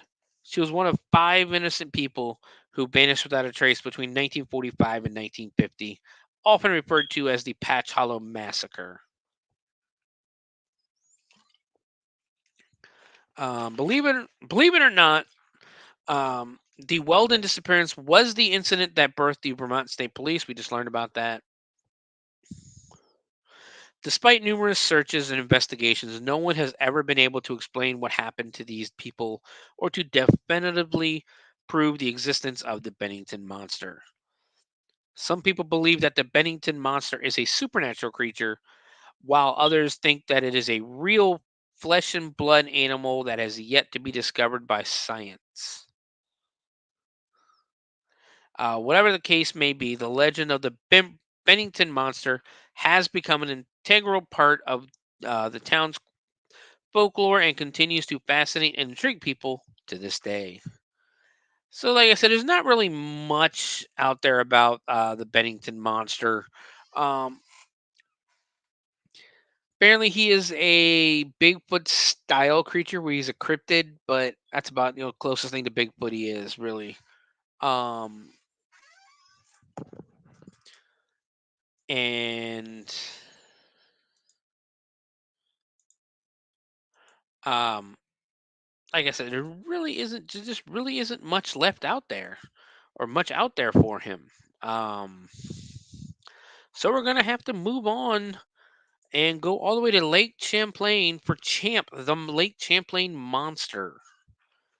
Our resident monster, Champ, has been sighted for as long as people have been in this area. Since the emergence of a lake from the Champlain Sea nearly 10,000 years ago, Native Americans living along the shores of what is now Lake Champlain have told stories of a mysterious serpentine creature, a horned serpent that lives in the depths of the lake. A possible theory regarding these beliefs centers around Spirit Rock in Essence, New York, which features natural rock structures that resemble petrified snakes. The indigenous people that have long lived and hunted near Lake Champlain, the Abenaki and the Iroquois, have their own legends. about a large creature inhabiting the lake, which looked like a large horned serpent or giant snake. The Abenaki term for this creature is Gedeskog. Early in the 18th century, Abenakis warned French explorers about disrupting the waters of the lake so as not to disturb the serpent. Samuel de Champlain, whom the lake is named after, is often erroneously credited with being the first European to sight Champ. But readings of his account show that he saw something near the St. Lawrence River. Nevertheless, his account of his sighting is of interest to anyone with interest in Lake Monster. Champlain described what he saw like this. There is also a great abundance of many species of fish. Amongst others, there is one called by the natives Chow Sarao. But not saying that right. But which is of various lengths. But the largest of them,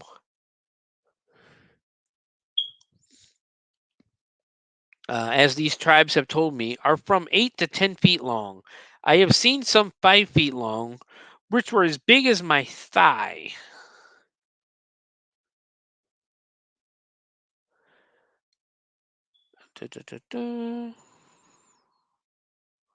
Yeah, and had a head as large as 2 of my fists, with a snout 2.5 feet long, and a double row of very sharp, dangerous teeth.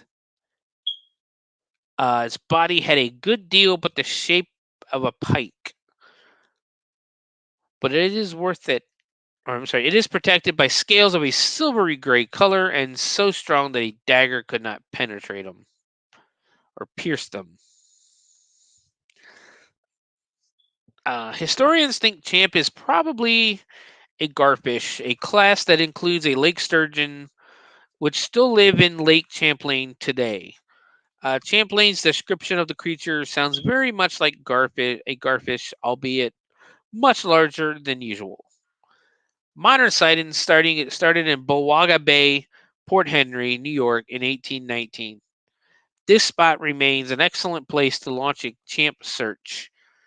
If you are fortunate enough to see Champ, you may be able to place your name on the big board of Champ sightings. Yes, there's a big. Take a look at this, guys. That is all the Champ sightings in Bowaga Bay. Apparently, there have been sightings as recently as August 20th or August of 2019.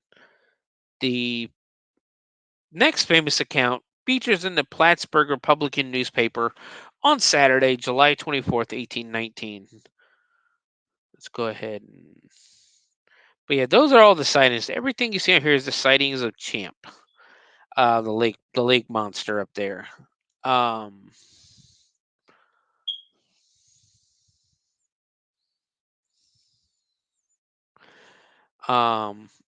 The next famous account appears in the Plattsburgh Republican newspaper on Saturday, July 24th, 1819. Captain Crum was aboard a scow on Bowaga Bay the previous Thursday morning when he reported a black monster about 187 feet long and with a head resembling a seahorse that reared more than 15 feet out of the water.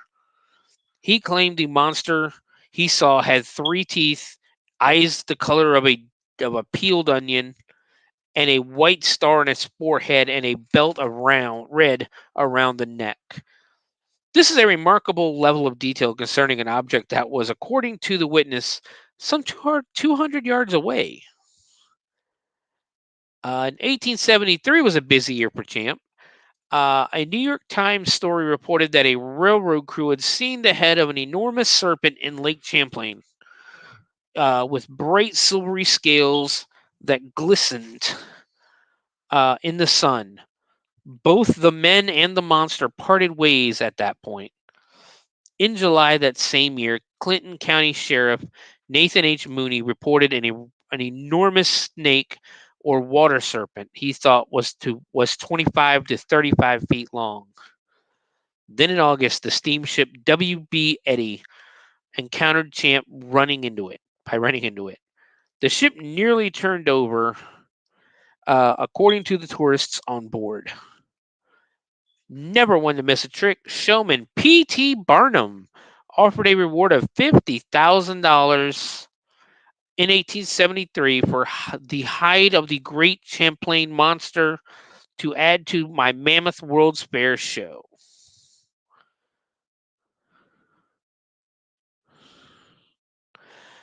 Another group sighting came in 1945 when passengers of the SS Ticonderoga claimed to have seen a creature. By 1992, sightings totaled 180, with approximately 600 people claiming to have seen Champ all over the lake. Eager children crossing the lake by ferry often look for the lake monster, hoping for a sighting. A few people even managed to snap photos of what they claimed to be Champ, much like his mythical relative at Loch Ness. Champ sightings and photos are much debated and analyzed. The 21st century saw a new wave of sightings, which numbered in the double digits each summer and prompted interest from Japanese television. The Today Show, NBC's Unsolved Mysteries, and Fox Network's sightings. In 2003, the Discovery Channel did a special on America's Loch Ness Monster in the wake of 3 new sightings by the June of that year. Champ has been written about in Discover magazine and in the scholarly journals.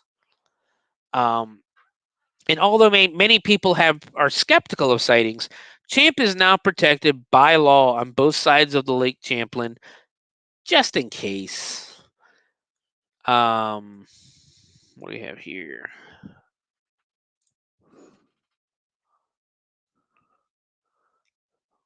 Welcome. Let's see. Just in case. 1981, Port Henry, New York, declares their waters a safe haven for Champ. 1982, the state of Vermont passes a House resolution protecting Champ. And 1983, in New York, both the state assembly and the state senate passed resolutions protecting Champ. Today, Champ is celebrated whether he exists or not. In Vermont, a baseball team is known as the Lake Monsters with a Champ mascot. A Champ statue sits by the water in Port Henry, New York, and images of the monster looking cheerful and definitely not scary appear throughout the area at local businesses, on T-shirts, in children's books, and more. A historic marker even sits on the shore in Clinton County in honor of everyone's favorite lake monster. Let's see. Good afternoon. Welcome to the show. I hope everybody's enjoying it so far. It's like I said, it's not a lot going on in Vermont, but there is a lot of interesting stories for these creatures that are out there.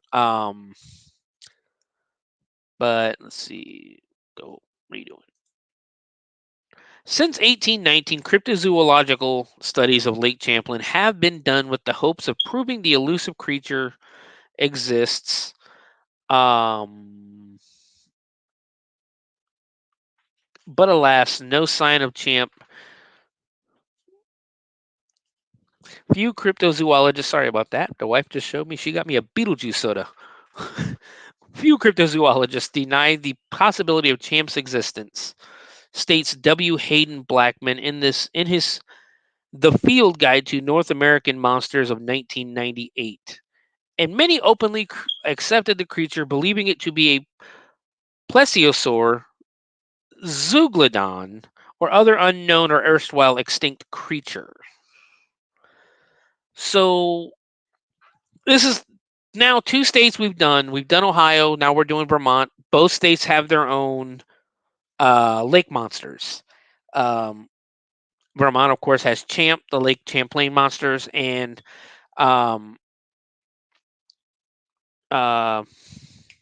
Ohio has Bessie in Lake Erie. So it's interesting. Again, I've said it before with Bigfoot. Every state has Bigfoot sightings. To my knowledge, every state has Bigfoot sightings. And every state almost always has a lake monster. Even Virginia, when I lived in Virginia, and I used to go ghost hunting on what is it? It's a fort. I keep wanting to say Fort Eustis, but Fort Eustis is still an active Army base. Fort Monroe. There's actually been, rumors. If you haven't seen Fort Monroe, it is one of the original forts built by, I'm talking like by pilgrims, by settlers way back in the early 1700s, to defend Jamestown and the James River from pirates, and other nations and that, like France and that.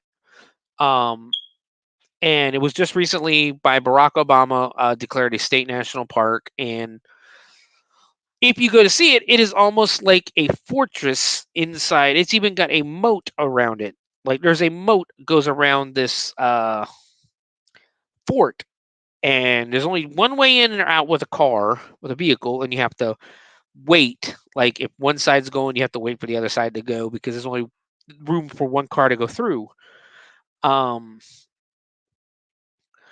But there is a rumor that there was a sea monster in the moat. So I'm starting to think we're going to learn about this as we keep going, that every state has some sort of sea monster, lake monster, and a Bigfoot creature, which is fine.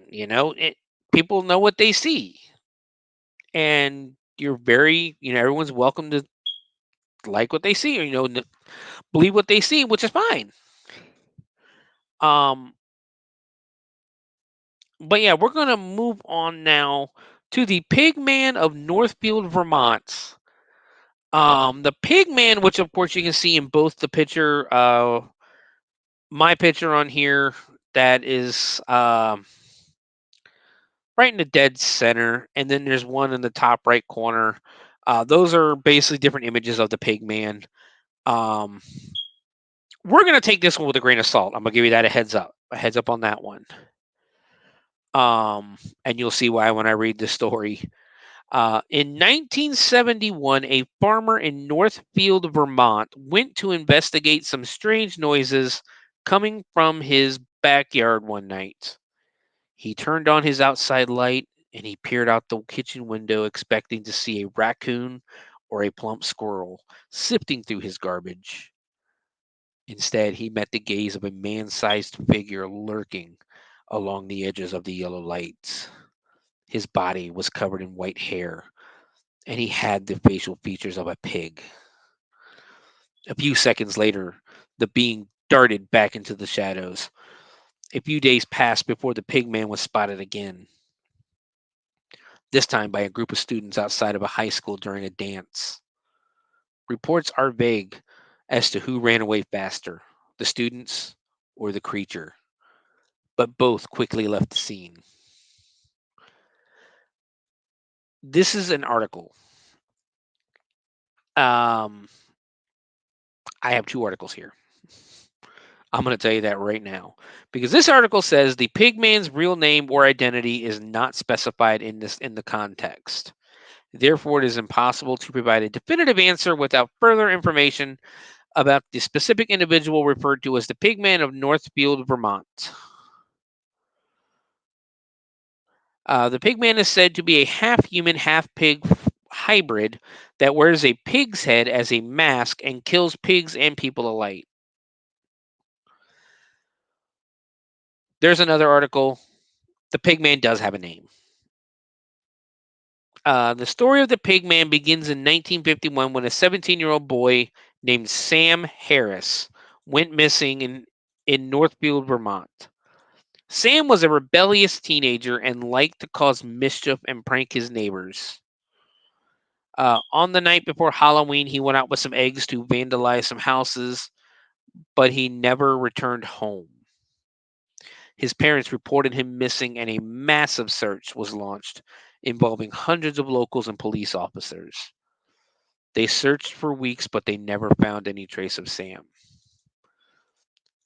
Some people speculated that Sam had run away from home, or that he had been kidnapped or killed by someone. But others had a more sinister theory that Sam had encountered something evil in the woods that night, something that either devoured him or transformed him into a monster.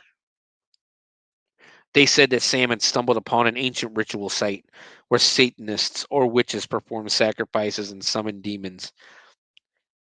Fair warning, everybody: Satanists, Satan worshippers don't, or I guess members of the Church of Satan do not do that. Just saying, they don't summon demons or perform sacrifices. They said that Sam had either been possessed by the devil himself, or that he had been attacked by a beast that wore his skin and his face. Whether Sam Harris became the Pigman or not, the legend of the creature soon spread throughout Northfield and beyond. People claim to have seen a strange figure lurking in the woods near Devil's Wash Bowl, a natural pond surrounded by cliffs and caves. The figure was described as being naked, covered in white hair, and wearing a hollowed out pig's head over his own. The Pigman was said to have a taste for pork, and would slaughter pigs from nearby farms and eat their entrails. He would also wear their heads as trophies or masks, and sometimes mate with them, producing half pig offspring. First reported sighting of the Pigman was in 1971 when a group of high school students were drinking behind the school during a dance. They saw a creature emerge from the trees on two legs, carrying a bloody pig's head in one hand and a knife in the other. The students ran away in terror and told their friends what they had seen. Soon after, a farmer reported that some of his pigs had been killed and mutilated into the night. More sightings followed over the years, mostly by teenagers who ventured into the woods at night to look for the Pigman or to party. Some said they heard his squeals and grunts, or saw his glowing eyes in the dark. Some said they found his footprints on his lair, where he kept bones and skulls of his victims. Someone said they were chased or attacked by him, but managed to escape. Some said they saw him with his pig children, who looked like deformed humans with snouts and tusks. There are several possible explanations for the phenomenon. And it's going to be up to you how you feel about this. The Pigman is a real cryptid and a hybrid creature that lives in the woods and preys on pigs and humans. He could be a result of genetic mutation, interbreeding, or supernatural intervention. The second explanation could be that the Pigman is Sam Harris himself, who survived his disappearance and became insane. He could have been traumatized by something he saw or experienced in the woods, or he could have been influenced by drugs or cults. He could have adopted a pig-like persona as a way of coping or hiding. The Pigman is the next explanation could be the Pigman is someone who impersonates Sam Harris or mimics his legend. He could be a prankster, a serial killer, or a mentally ill person who enjoys scaring people or harming animals. The next explanation would be that the Pigman is an urban legend that has no basis in reality. He could be a product of imagination, exaggeration, or fabrication by people who want to create or perpetuate a mystery.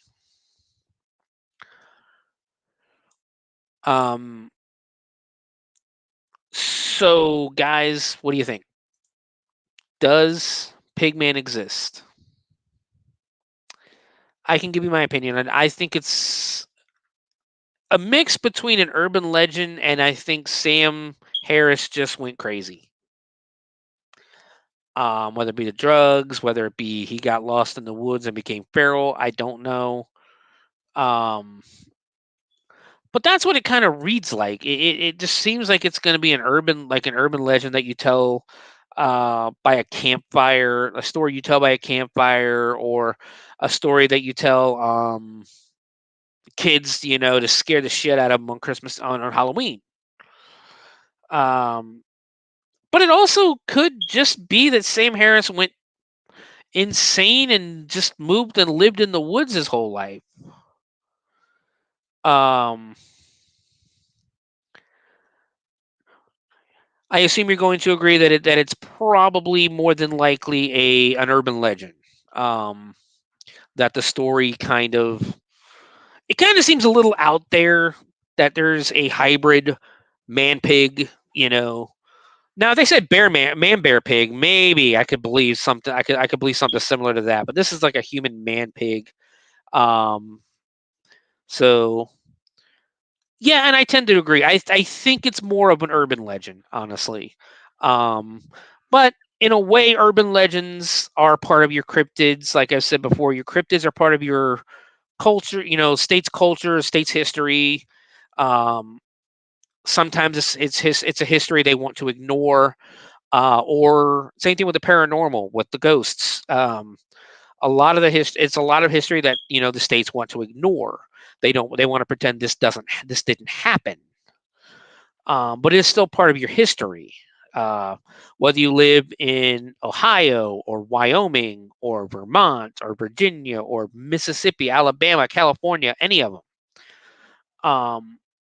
This is it's urban legends are still part of your history and part of your culture. True or not,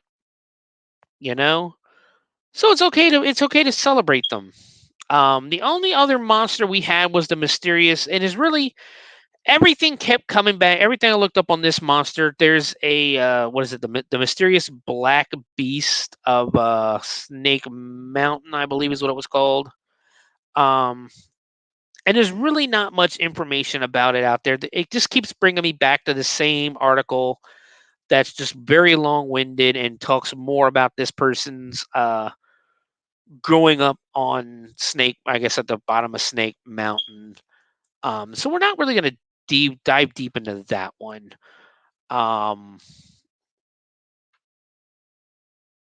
We'll save some of these for a little bit later. But there's a bunch of other, not necessarily cryptids, but other paranormal stories in Vermont. Vermont oddities and stuff like that, like the premature burial in Vermont. Basically, it is one man's polarizing fear of being buried alive in Vermont. He created himself, from what I've read, he created himself a grave that had a window. He built a grave that had a window, and just in case he was ever buried alive, this way he could escape. So in the quaint New England town of New Haven, Vermont, sits Evergreen Cemetery, home to hundreds of traditional grave sites. But one burial vault stands out, that of Dr. Timothy Clark Smith. His final resting place features a glass window at the top, allowing visitors to peer inside at the doctor's remains. The fear of being buried alive is the fear of being placed in a grave while still alive, most likely the result of being incorrectly pronounced dead. Before the advent of modern medicine, the fear was not entirely irrational. Throughout history, there have been many cases of people being accidentally buried alive. We've heard it all the time, different cultures in, what is it, like in Romania, they would actually stake the dead bodies because they believed that vampires were real and would come out, after someone's been buried. They staked the body to make sure that the body with the person was dead and they weren't going to come back out. They would bury them with like crosses and garlic and all the other all the goodies that go with fighting vampires. So it's not crazy that this gentleman, I guess in the 17th century, didn't really say, let me see, if I can find out when he was buried. The 19th century. I'm sorry. 1821 to 1893, the man lived. So he would have been 72 when he died.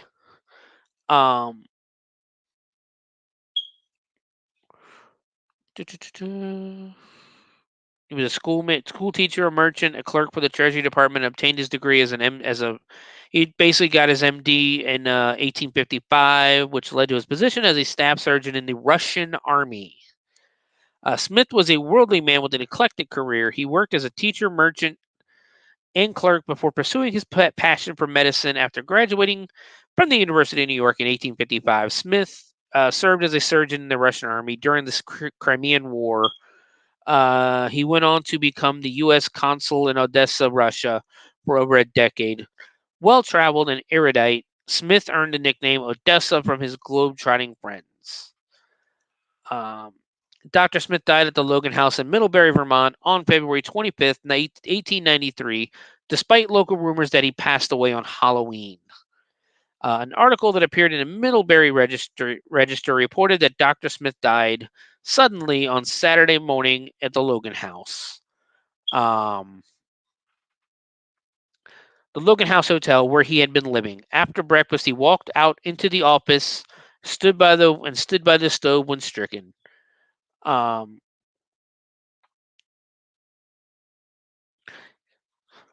basically, he was afraid of being buried alive.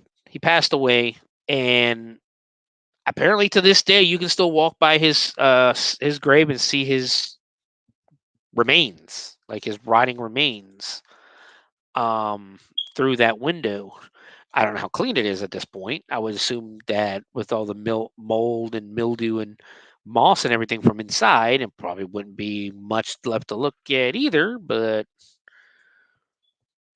yeah, I mean that's always been interesting to see what the things people will go through to prevent, what they're afraid of. This gentleman was afraid of being buried alive, so he built a window to make sure that somebody could either see him and he could let him know, hey, what do you call it? I mean, don't get me wrong. I think England as well used to put a bell on graves, and they would they would basically tie a string to the deceased person's hand or finger or something like that, so that if they did get buried alive, they could ring the bell, and the gravedigger or the cemetery watchman could dig up the grave and go, holy shit, somebody was buried alive. We gotta save this person before they actually die. There's a lot of lore that comes with graveyards and cemeteries and that. But let's go to this next one. Black Agnes, sit on her lap and you might die. So all these are basically, I'm not going to go through every one of these stories, but these are all a bunch in the Vermonter. The website is vermonter.com, vermonter.com /Vermont myths and stories. I'll try to post the link on the Twitter page later on. So if you're interested in more weird myths, legend stories, all that good stuff from Vermont, you can go here and start and read up on some. There's some interesting things here. A lot of them, like I said, don't really go with what we're talking about today, like the cryptids, but there's still interesting stuff. Well, let's go to this Vermont's Black Agnes. Sit on her lap and you might die. Let's see. Black Agnes, the cemetery statue that kills those who dare sit on her lap. I'm going to tell you guys a heads up too, just like earlier when we were reading the weird news. I have not read any of these. I just found the website and thought it would be interesting to talk about real quick because, like I said earlier, there's not much going on with Vermont cryptid-wise. Now, when we get to Texas, we're going to probably have to do like a 2 or 3 episode what do you call it? Trilogy almost, with how many cryptids Texas has. But a copper statue located at Greenmount Cemetery in Montpelier, Vermont, is that of a male figure sitting with closed eyes, looking upwards, his head covered with a shawl. Like many similar legends, Black Agnes supposedly is cursed with the power to some pretty vile to do some pretty vile things to those who may be tempted to sit on his lap. The list of not so wonderful circumstances include a certain death within 7 days and a range of just plain bad luck. So is it the ring? I think it might be the ring, guys.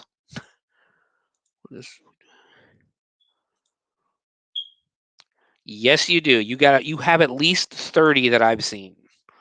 And it's going to take me probably at least 2 or 3 episodes to get through most of them.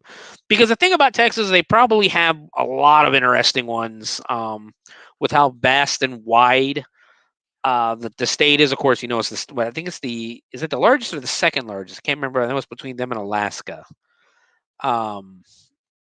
state in the union. But there's also so much open land in Texas that it's not crazy to think that there are probably a lot of animals down there or a lot of cryptids down there to talk about.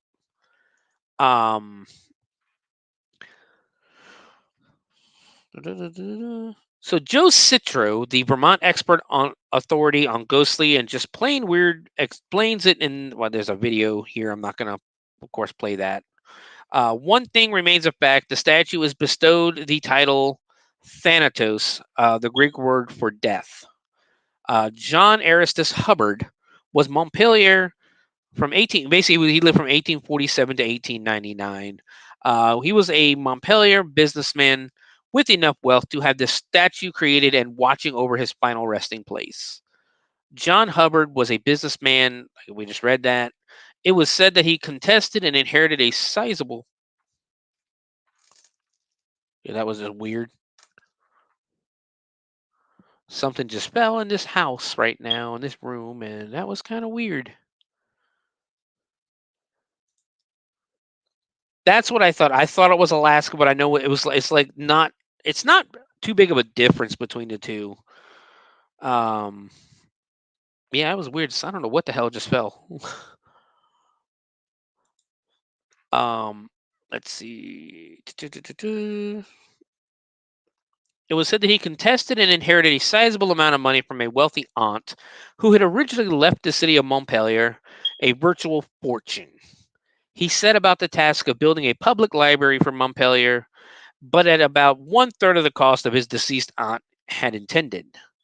Needless to say, people in the area considered him greedy and mean-spirited.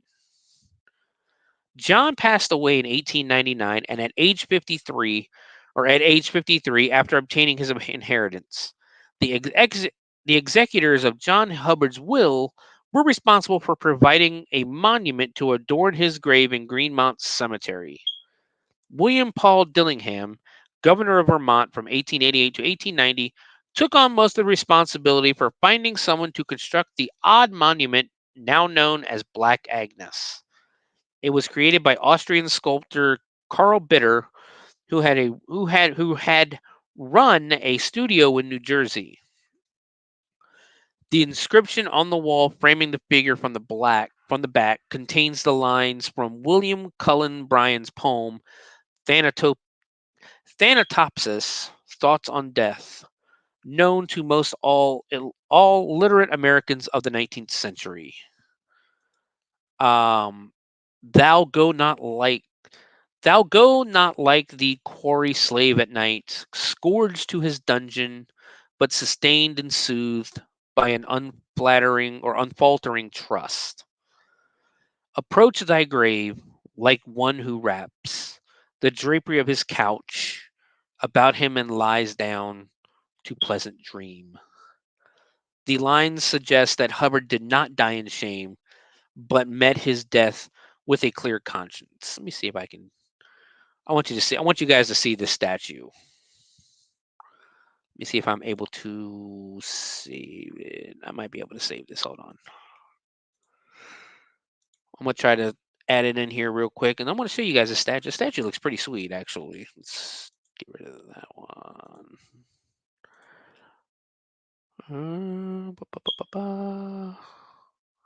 One second, guys. I'm trying to see where it downloaded to. There it is. So this is the Black Agnes statue.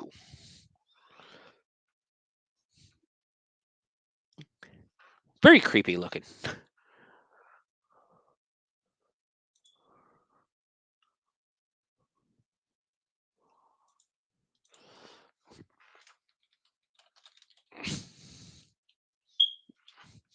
I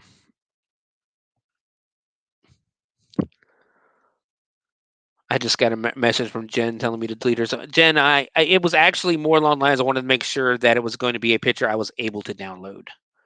Because a lot of the pictures I try to download for these shows are different. They're not like JPEGs and that, so they're not able to upload onto StreamYard. But there's the picture. Beautiful, like I said, beautiful statue, beautiful grave.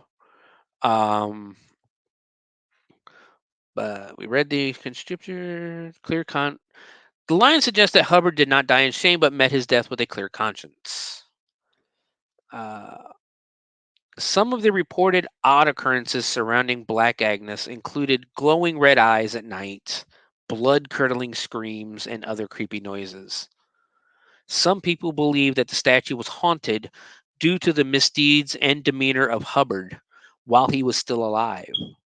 Stories were told about a number of people who dared to sit in the lap of Black Agnes, only to be found dead later.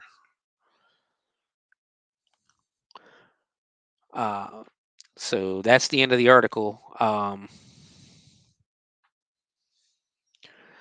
It's like I said, as you can see, it's a beautiful grave. It's a beautiful statue. Just don't sit in his lap, apparently, because if you sit in its lap, from the sound of it, you won't be alive much longer. But see, like I said, stories like that, I enjoy it's the dark history. It's the history of the country. It's part of the culture of a state, and that's why I wanted to go through, and I decided to go through each of the 50 states.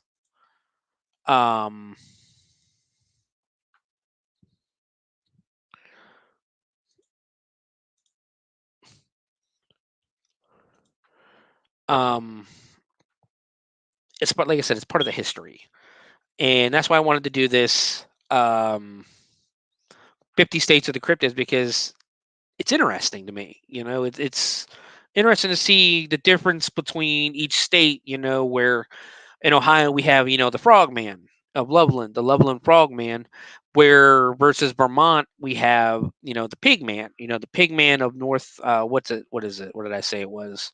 North Vermont or something like that. And the likelihood, like I said, Frogman they're both celebrated. I mean, well, I don't know about the Pigman. Frogman is really celebrated here in Ohio. They have a big festival for him and everything. Whereas the Pigman, like I said, we read the story, and the likelihood is that the Pigman is an urban legend. But it's still interesting. It's still fun to read. Let's do one more, and then we'll go ahead and call it a day. Let's see which one is most interesting. Let's do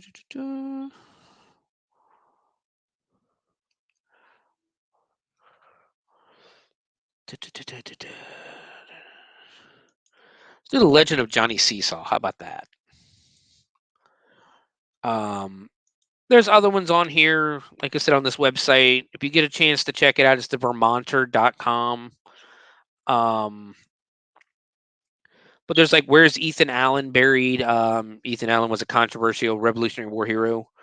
The history describes as fiercely independent, a bit crude, brash, and undoubtedly daring.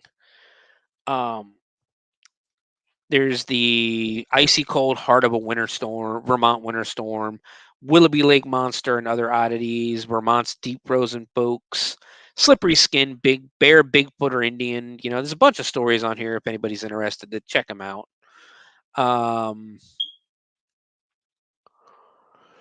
So Johnny Seesaw.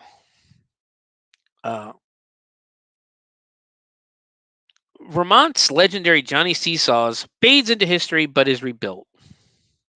Johnny Seesaws was built in 1920 by Russian logger Ivan Sesso. I'm guessing it's Sesso. It's Sesow. Sesso called his enterprise the Wonderview Log Pavilion and began the legend of his wild Saturday night dances, homemade moonshine, and rumored sin cabins out back. Throughout the Roaring '20s, thanks to Prohibition, few lawmen, and many loggers, the legend of Johnny Seesaws continued to grow. Around 1930s, Sesso apparently bet the dance hall in one of his famous poker games and lost. The buildings were sold and remained unused for some 8 years. In 1938, Bill and Mary Parrish bought the rundown property, constructed bunk rooms, installed plumbing, electricity, a kitchen, and a central furnace, and renamed one of the first ski lodges in the United States, Johnny Seesaws. For the next 4 decades, Johnny Seesaws catered to the thousands of skiers, including a president of the United States, the first aviator to cross the Atlantic, Charles Lindbergh, and a bevy of famous and infamous personalities. Well, how come so you'll name Charles Lindbergh, but you won't name the president, huh?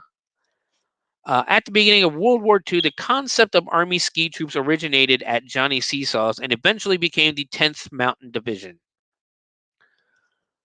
Johnny Seesaws operated for 34 years as a restaurant and lodging establishment, but closed for business in 2014. In 2015, it went up for public auction. The original lodge was added to the National Register of Historic Places in 2008, but could not be salvaged and was eventually dismantled after being sold in 2018. Johnny Seesaws was Johnny Seesaws was bought and totally rebuilt by new owners and reopened. It wasn't very much of a weird story, was it? I don't know why it's on there.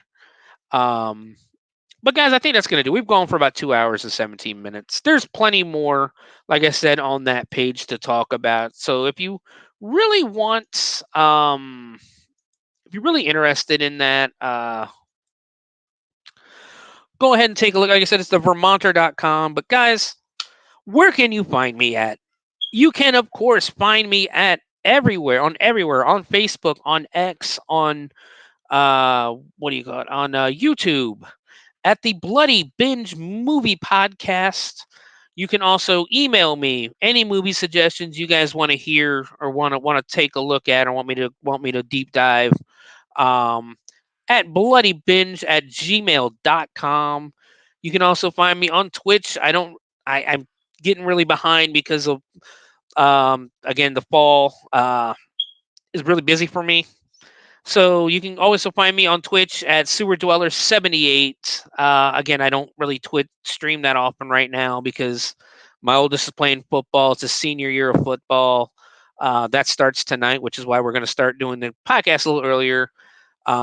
Within the next month or so, probably next couple of weeks, we might actually have to change the day of the podcast because Friday and Saturdays are going to be really busy and really hectic for me. Once we start once Hell's Dungeon opens up on the 14th of September. So we might have to change the days of the podcast just because of that, at least for September and October. So keep an eye out on the web, on the X page or the Facebook page. Again, Bloody Binge Movie Podcast. Next week we're probably going to come back to the original premise of the show. But you know what I forgot to do? I forgot to spin the wheel to see what state we're going to next. So give me 1 second to bring up the website.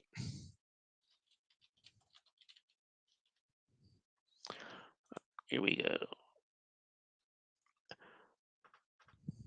All right, so we've already done Ohio and Vermont, so we're going to take those off of here. And let's take a spin and see where we are going to land this week.